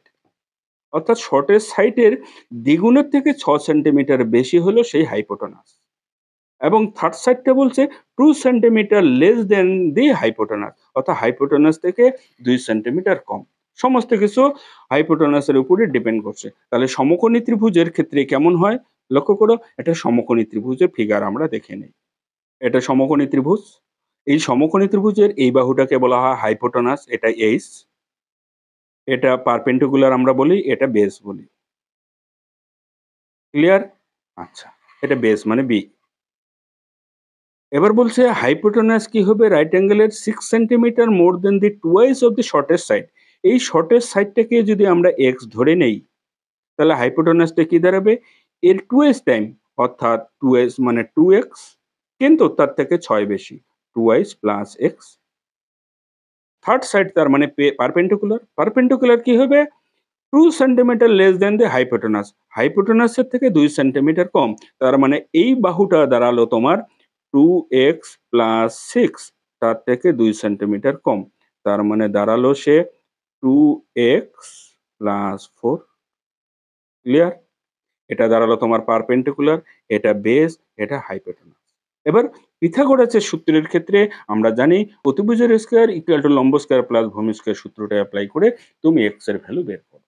লক্ষ্য করো এখানে 2x plus 6 তার হোল স্কয়ার অতিভুজের স্কয়ার ইকুয়াল টু লম্বের স্কয়ার, অর্থাৎ 2x প্লাস 4 তার হোল স্কয়ার প্লাস ভূমি অর্থাৎ x এর স্কয়ার। ক্লিয়ার? এবার a প্লাস b হোল স্কয়ারের সূত্রে আমরা কনভার্ট করে দেব। a প্লাস b হোল স্কয়ারের সূত্রে দাঁড়াবে a square plus 2ab plus b square equals to এদিকেও a plus b whole square, অর্থাৎ 2x এর whole square plus 2 into 2x into 4 plus 4 এর স্কয়ার, তারপরে আছে আবার প্লাস x স্কয়ার। ক্লিয়ার? আচ্ছা, এবার খেয়াল করো এটা 2 দুগুণে 4x স্কয়ার প্লাস 2 দুগুণে 4, 4 6 24x, 24x প্লাস 6 এর স্কয়ার 6 6 36 ইকুয়ালস টু কি দাঁড়াবে 2 দুগুণে এখানেও 4x স্কয়ার প্লাস 4 দুগুণে 8x প্লাস 4 4 এ 16 প্লাস x স্কয়ার। ক্লিয়ার? এবার বোথ সাইডে একটু ক্যালকুলেশন করে নাও। 4x স্কয়ার ক্যান্সেল, 24x আর 8x থেকে গেল। তাহলে 24 টাকে ওপাশে নিয়ে যাই, তাহলে দাঁড়াবে x স্কয়ার, ওপাশে আছে x স্কয়ার প্লাস 8x আছে, আর 24 মাইনাস হয়ে আসলে তাহলে হলো মাইনাস 16x, কারণ 24 থেকে 8 বিয়োগ করলে 16 হয়, 16x। এদিকে আছে 16, আবার 36 যদি ট্রান্সফার করে ওপাশে নিয়ে যাই তাহলে 16 সঙ্গে হয়ে যাবে মাইনাস 36। তাহলে মাইনাস 36 থেকে 16 বিয়োগ করে দিলে সেটা হয়ে যায় মাইনাস 20 ইকুয়ালস টু 0। অর্থাৎ এটা একটা দেখতে এখন মিডল টার্ম, মধ্য সহগ বিশ্লেষণ। এই মিডল টার্ম এবার যেটা আমরা উৎপাদকে বিশ্লেষণ বলি। লক্ষ্য করো x স্কয়ার মাইনাস, এখানে ছোট একটা মিস্টেক হয়ে গেছে, ইনটু, খেয়াল করো 2 দুগুণে 4, 4 4 এ 16x হয়ে যাবে, অর্থাৎ এটা হয়ে যাবে তোমার 16x। এটা হয়ে যাবে তোমার 16x। এবার 16x এর সঙ্গে যদি 24x মাইনাস করো তাহলে এটা হয়ে যাবে আবার 8x। এটা হয়ে যাবে তোমার 8x। ক্লিয়ার? আচ্ছা, চলো এবার মিডল টার্ম যেটা উৎপাদকটা দেখি।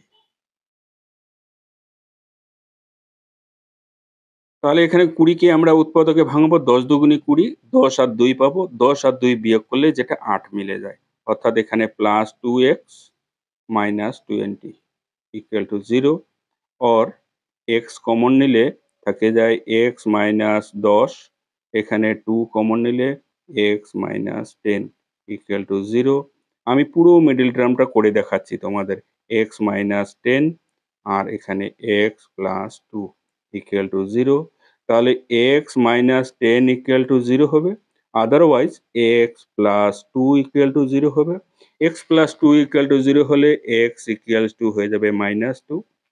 x যেহেতু আমরা বাহু ধরছিলাম বা দৈর্ঘ্য, দৈর্ঘ্যের একক তো কোনোদিন ঋণাত্মক হয় না, তাই এটা নট ইকুয়াল টু। তার মানে এখানে x ইকুয়াল টু হয়ে যাবে কত? 10। তাহলে x আমরা 10 কোন বাহুটা ধরেছিলাম খেয়াল করো একবার। x আমরা ধরেছিলাম ভূমি, অর্থাৎ নিচের বাহুটি 10। তাহলে এখানে কি বলছে? Find the area of the triangle, অর্থাৎ এরিয়া চেয়েছে। তাহলে এরিয়ার সূত্র হাফ ইনটু ভূমি ইনটু উচ্চতা সমকোণী ত্রিভুজের ক্ষেত্রে। তাহলে এখানে আমার যদি ভূমিটা হয়ে গেল তোমার 10 সেন্টিমিটার এবং লম্ব পারপেন্ডিকুলার হয়ে যাবে যেটা 2x plus 4, 2 into x, x মানে 10 প্লাস 4 ইনটু, তাহলে 10 দুগুণে 20 আর 4 হয়ে যাবে 24 সেন্টিমিটার। তাহলে ট্রায়াঙ্গেলটার এরিয়া যেটা হাফ ইনটু বেস, বেস হলো তোমার 10 সেন্টিমিটার ইনটু হাইট হলো তোমার 24 সেন্টিমিটার। তাহলে এটা হয়ে গেল এখন সেন্টিমিটারের স্কোয়ার। 10 দিয়ে 2 কে ভাগ করে দাও 5, 5 24 120 বর্গ সেন্টিমিটার হলো ওই সমকোণী ত্রিভুজটার ক্ষেত্রফল। লক্ষ্য করো, সমকোণী ত্রিভুজের ভূমি থেকে সেই ত্রিভুজের ক্ষেত্রফল বের করতে হচ্ছে।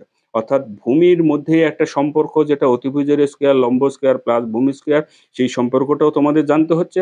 প্লাস এখানে ত্রিভুজের ক্ষেত্রফল আমরা কিভাবে বের করি সেই জিনিসটাও জানতে হচ্ছে। ক্লিয়ার?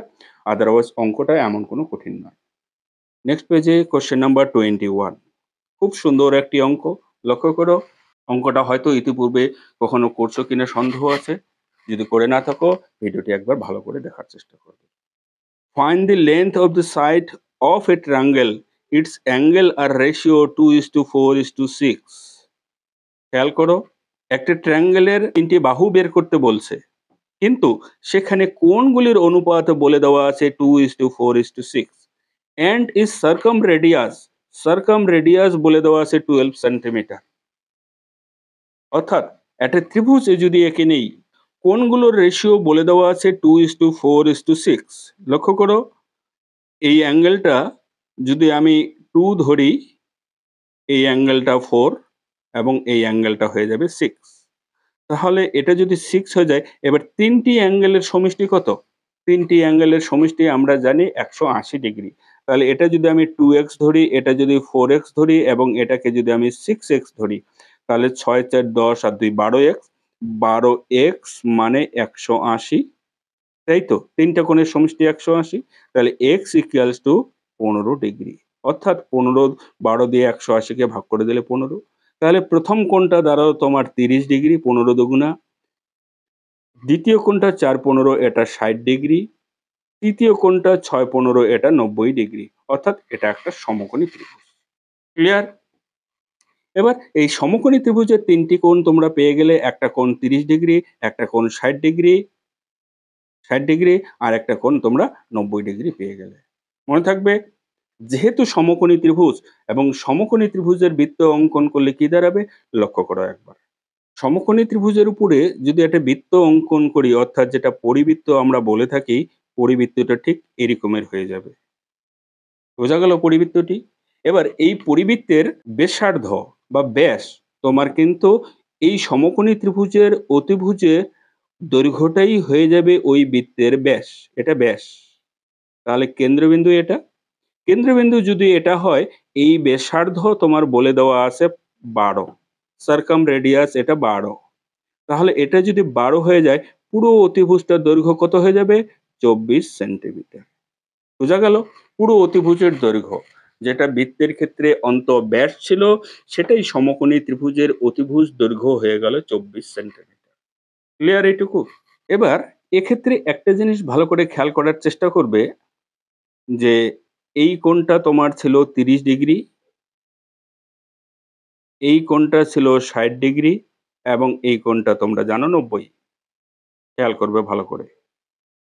এটা আমরা সম্পূর্ণ একটা পৃথক সূত্র, যেটা ত্রিকোণমিতির সূত্র। ত্রিকোণমিতির সূত্র যদি জানা থাকে, তাহলে এই অঙ্কটা করতে তোমরা সুবিধা পাবে। কিভাবে? আমরা এইভাবে করব। লক্ষ্য করো, এই বাহুটাকে আমরা নিলাম A, এটাকে নিলাম B, আর এই বাহুটার দৈর্ঘ্য তো আমার জানাই আছে 24, বা C তুমি নিতে পারো। তাহলে আমরা A বাই সাইন, বলতে কোনটা বাহুকে বোঝাচ্ছে? এই বাহুটাকে বোঝাচ্ছে। তাহলে এই বাহুটাকে বেস ধরবো। এই বাহুটাকে বেস ধরে বলো, বেসের দিকে কোন কোণটা থেকে যাবে? 30 ডিগ্রি কোণটা থেকে যাবে। যেহেতু এটা 90 ডিগ্রি, তাই সূক্ষ্মকোণ তোমার 30 ডিগ্রি। ক্লিয়ার? তাহলে লিখবো আমরা sine 30 degree equals to B divided, B কোন বাহুটা? এই বাহুটা, এবং এই বাহুটার দিকে কোন সূক্ষ্মকোণটি রয়েছে? 60 ডিগ্রি। তাহলে এখানে লিখবো সাইন 60 ডিগ্রি। বোঝা গেল? ইকুয়ালস টু সি বাহুর, এটা যদি সি বাহু হয়, তাহলে সি বাহু বা এই বাহুটার দৈর্ঘ্য আমরা জানি 24 ডিভাইডেড সাইন। এবার এই বাহুটা যেহেতু আমার অতিভুজে পড়ে যাচ্ছে, তাই সেক্ষেত্রে এখানে লিখতে হবে সাইন 90। বোঝা গেল? তার অপোজিট বাহুটা।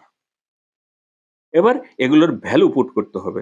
লক্ষ্য করো, a বাই সাইন 30, সাইন 30 ডিগ্রির ভ্যালু হাফ, খেয়াল রাখবে সাইন 30 এর value half, equals to B divided sine 60, sine 60 এর ভ্যালু √3/2, ইকুয়ালস টু এই বাহুটা রয়ে গেছে 24 ডিভাইডেড সাইন 90 এর মান কিন্তু 1। বোঝা গেল? তাহলে a এর মান কত? a এর মান যদি আমরা ওই 24 কে হাফ দিয়ে ক্রস মাল্টিপ্লিকেশন করি, তাহলে a এর ভ্যালু দাঁড়াবে 24 ইনটু হাফ। 24 ইনটু হাফ মানে 12 সেন্টিমিটার। b এর ভ্যালু দাঁড়াবে, ওই 24 কে √3/2 দিয়ে ইনটু করতে হবে। তাহলে b এর ভ্যালু দাঁড়াবে 24 ইনটু √3/2, √3/2 দিয়ে 2 দিয়ে 24 কে ভাগ করে দাও 12, তার মানে দাঁড়ালো 12√3। তাহলে বলো, এবার তিনটি বাহুর দৈর্ঘ্য তুমি কি পেয়ে গেলে? প্রথম বাহুটির দৈর্ঘ্য a, যেটা 12 সেমি, দ্বিতীয় বাহু 24√3, তৃতীয় বাহু আমরা প্রথমেই পেয়ে গেছি 24 সেন্টিমিটার। লক্ষ্য করো, অপশন দেখে তোমরা মিলিয়ে নিতে পারো। অর্থাৎ লক্ষ্য করো, ডি নম্বর অপশনে প্রথম বাহু 12 সেন্টিমিটার, তারপরে 12√3, তারপরে 24 সেন্টিমিটার। অর্থাৎ ডি নম্বর অপশন তোমাদের সঠিক অ্যান্সার। এই বোঝা গেছে? চলো পরের কোশ্চেনটি দেখি। Question number 22. The table show the percentage of distribution of population, only male and female, according to gender and literacy. অর্থাৎ স্টেট এ বি সি তিনটে স্টেট দেওয়া আছে। পার্সেন্টেজ অফ লিটারেট, এ শহরে সাক্ষরতার সংখ্যা 55%, বি শহরে 72% এবং সি শহরে 78%। এবার সেই লিটারেসির মধ্যে জেন্ডার ওয়াইজ দেওয়া আছে লিটারেট অ্যান্ড ইলিটারেট। জেন্ডার ওয়াইজে লিটারেট হলো মেল ফিমেল 5:6, ইলিটারেল 4:5, বি শহরে 1:1, এটা 3:2, সি সিটিতে রইল 4:3, এটা 3:2। কি কোশ্চেন চেয়েছে? লক্ষ্য করি কোশ্চেনটি। The total population in state C, if the illiterate female count in state C is 4,40,000 is, তাহলে সি স্টেটের টোটাল পপুলেশন তোমাকে বের করতে বলছে যদি ফিমেল ইলিটারেটের পরিমাণ 4,40,000 হয়। লক্ষ্য করো, সি সিটিতে ইললিটারেট কত আছে? 3:2 আছে মেল ফিমেল। তাহলে এই 3:2 তার মধ্যে 3:2 এটা হলো মেল, এটা হলো ফিমেল। এবার সেই ফিমেল ইললিটারেট এর পরিমাণ কত আছে? 4,40,000। এটা আছে 4,40,000। তাহলে এটা কত দাঁড়াবে? বোঝা গেল? এটা যদি ফিমেল ইললিটারেট হয়ে যায়, তাহলে মেল ইললিটারেট কত দাঁড়াবে? মেল ইললিটারেট দাঁড়াবে এটার কত গুণ? 22, তার মানে 22 দিয়ে ইনটু করলে 66 আর 000। বোঝা গেল? এটা মেল ইললিটারেট, এটা ফিমেল ইললিটারেট। তাহলে মেল এবং ফিমেল মিলে মোট কত ইললিটারেট? খেয়াল করো। 000 আর এখানে আরেকটা 0, ৬ ৪ ১০, ৬ ৪ ১০, ১১। অর্থাৎ 11 লাখস বলা চলে। 11 লক্ষ টোটাল মেল আর ফিমেল ইললিটারেট। এবং সেই পার্সেন্টেজটা কত বলছে লক্ষ্য করো। সিটিতে লিটারেটের পরিমাণ 78। তাহলে এটা যদি 78 লিটারেট হয়, তাহলে ইললিটারেট কত? ইললিটারেট 100 মাইনাস 78, তার মানে কত? 22% ইললিটারেট। আর 22% মানে সেই মেল আর ফিমেলকেই বোঝানো হচ্ছে। আর সেই মেল আর ফিমেল মিলে টোটাল ইললিটারের পরিমাণ দাঁড়ালো 11 লাখ। সেই 11 লাখ মানে 22% কে বোঝানো হচ্ছে। তার মানে 22% ইললিটারেট হলো 11 লাখ। ক্লিয়ার? তাহলে 100% কত? তাহলে 22% যদি এত বুঝায়, তাহলে 100% বুঝাবে 11/0 ডিভাইডেড 22 ইনটু 100। এবার 11 দিয়ে 22 কে ভাগ করে দিলাম 2, 2 দিয়ে এটাকে ভাগ করে দেব 5, তারপরে 4 শূন্য, 4 শূন্য। এবার 50,000 কে 100 দিয়ে ইনটু করব, তাহলে 50,000 প্লাস 00। অর্থাৎ সেই শহরে 50 লাখ হলো জনসংখ্যা। ক্লিয়ার? লক্ষ্য করো অপশন মিলে কিনা। এ নাম্বার অপশনে তোমাদের সঠিক অ্যান্সারটি রয়েছে। আশা করি বোঝা গেছে। খুব ইজি অঙ্ক, ভালো করে একবার বুঝে নেওয়ার চেষ্টা করো। প্রথমে এখানে লিটারেটের পরিমাণ দেওয়া আছে, সেখান থেকে আমরা ইললিটারেট বের করে নিলাম 22%। ইললিটারেট। এবার ইললিটারের রেশিও কত দেওয়া আছে? 3:2। লক্ষ্য করো এখানে ইললিটারেট ফিমেল ইললিটারের পরিমাণ দেওয়া আছে। সেই রেশিওটা 3:2 যদি হয়, তাহলে এটা ফিমেল, এটা ফিমেল, এটা মেল। তাহলে ফিমেল ইললিটারেটের পরিমাণ 4,40,000। ২ ইউনিটে যদি 4,40,000 হয়, তাহলে ৩ ইউনিটে 6,60,000। তাহলে মেল আর ফিমেল মিলে টোটাল ইললিটারেট হলো 11 লাখ। এই টোটাল 11 লাখ মানে 22% কে বোঝাচ্ছে। যেহেতু আমরা এখানে 22% ইললিটারেটের পরিমাণ বের করলাম। ক্লিয়ার? তাহলে 22% যদি 11 লাখ বোঝায়, তাহলে 100% হলো 50 লাখ। ক্লিয়ার? চলো নেক্সট পেজে দেখি। Question number 23.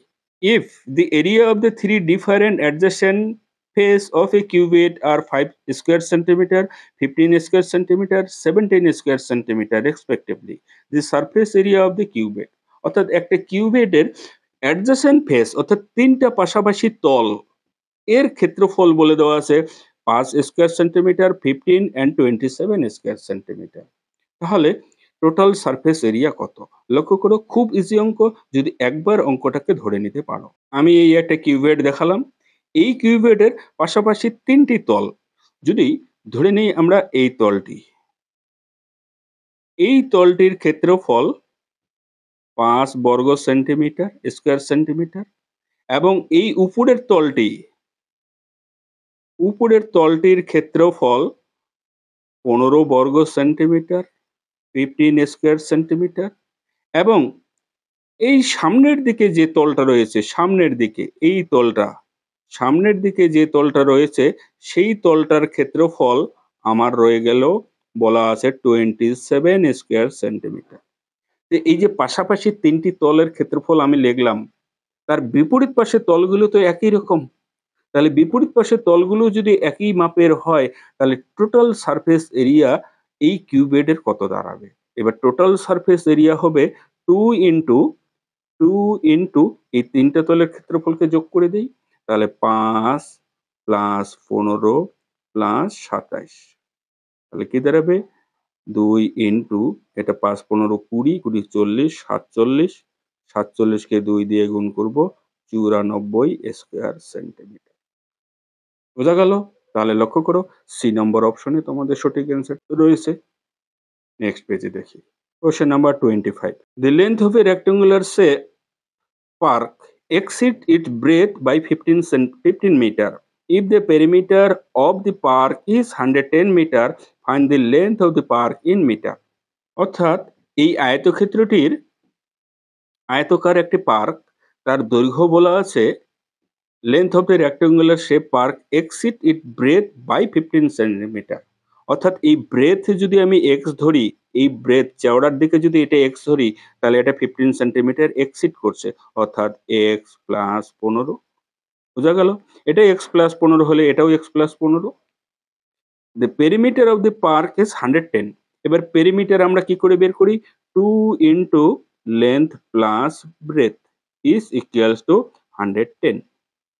এবার 2 দিয়ে এটাকে ডিভাইডেড করে দেবো 55। তার মানে লেন্থ প্লাস ব্রেথ, অর্থাৎ লেন্থ হলো এক্স প্লাস 15 প্লাস ব্রেথ হলো এক্স ইকুয়ালস টু 55। তাহলে এক্স আর X 2x equals to 55 minus 15 এপাশে, তাহলে 2x ইকুয়ালস টু এটা দাঁড়ালো 40, দেন x ইকুয়ালস টু 2 দিয়ে 40 কে ডিভাইডেড করলে 20। তাহলে বলো এটা ব্রেথ হয়ে গেল 20 সেন্টিমিটার, না মিটারই রয়েছে 20 মিটার। ক্লিয়ার? আর লেন্থ হয়ে গেল 20 প্লাস 15, তার মানে 35 metre. Find the length of the park. লেন্থেই বের করতে বলছে 35, তাহলে পার্কটার লেন্থ কত ইন মিটারে চেয়েছে 35 মিটার। অপশন নাম্বার বি তে তোমাদের সঠিক অ্যান্সারটি রয়েছে। কি অঙ্কগুলি বোঝা গেল? অঙ্কগুলি যদি ভালো লেগে থাকে এবং ভিডিওটিতে যদি ন্যূনতম কিছু শিখতে পারো, ভিডিওটিতে লাইক করতে ভুলবে না। আর তোমাদের বন্ধু-বান্ধব যারা এরকম কম্পিটিটিভ পরীক্ষায় বসে, তাদের কাছে ভিডিওটি শেয়ার করতে ভুলবে না। কারণ তোমাদের একটা শেয়ার, একটা লাইক আমাদের নিত্য নতুন কিছু শেখানোর উৎসাহ যোগায়। কাজেই ভুল করেও ভিডিওতে লাইক করতে ভুলবে না। এখনো যদি চ্যানেলে নতুন হয়ে থাকো, চ্যানেলটিকে সাবস্ক্রাইব করে পাশে বেল নোটিফিকেশন অন করে দিবে। যাতে এরকম ধরনের ভিডিও আসার সঙ্গে সঙ্গে তুমি সেই নোটিফিকেশনটি পেয়ে যাও। তো চলো, এরকম বিভিন্ন কম্পিটিটিভ পরীক্ষার প্রিভিয়াস ইয়ারের কোশ্চেন তোমরা এই চ্যানেলেই পেয়ে যাবে। কাজেই চ্যানেলের ভিডিওর দিকে চোখ রাখো নোটিফিকেশন অন করে। আজ এ পর্যন্তই। দেখা হচ্ছে পরবর্তী ভিডিও, পরবর্তী কোনো টপিক নিয়ে। ততদিনে ভালো থাকো, সুস্থ থাকো। বাই।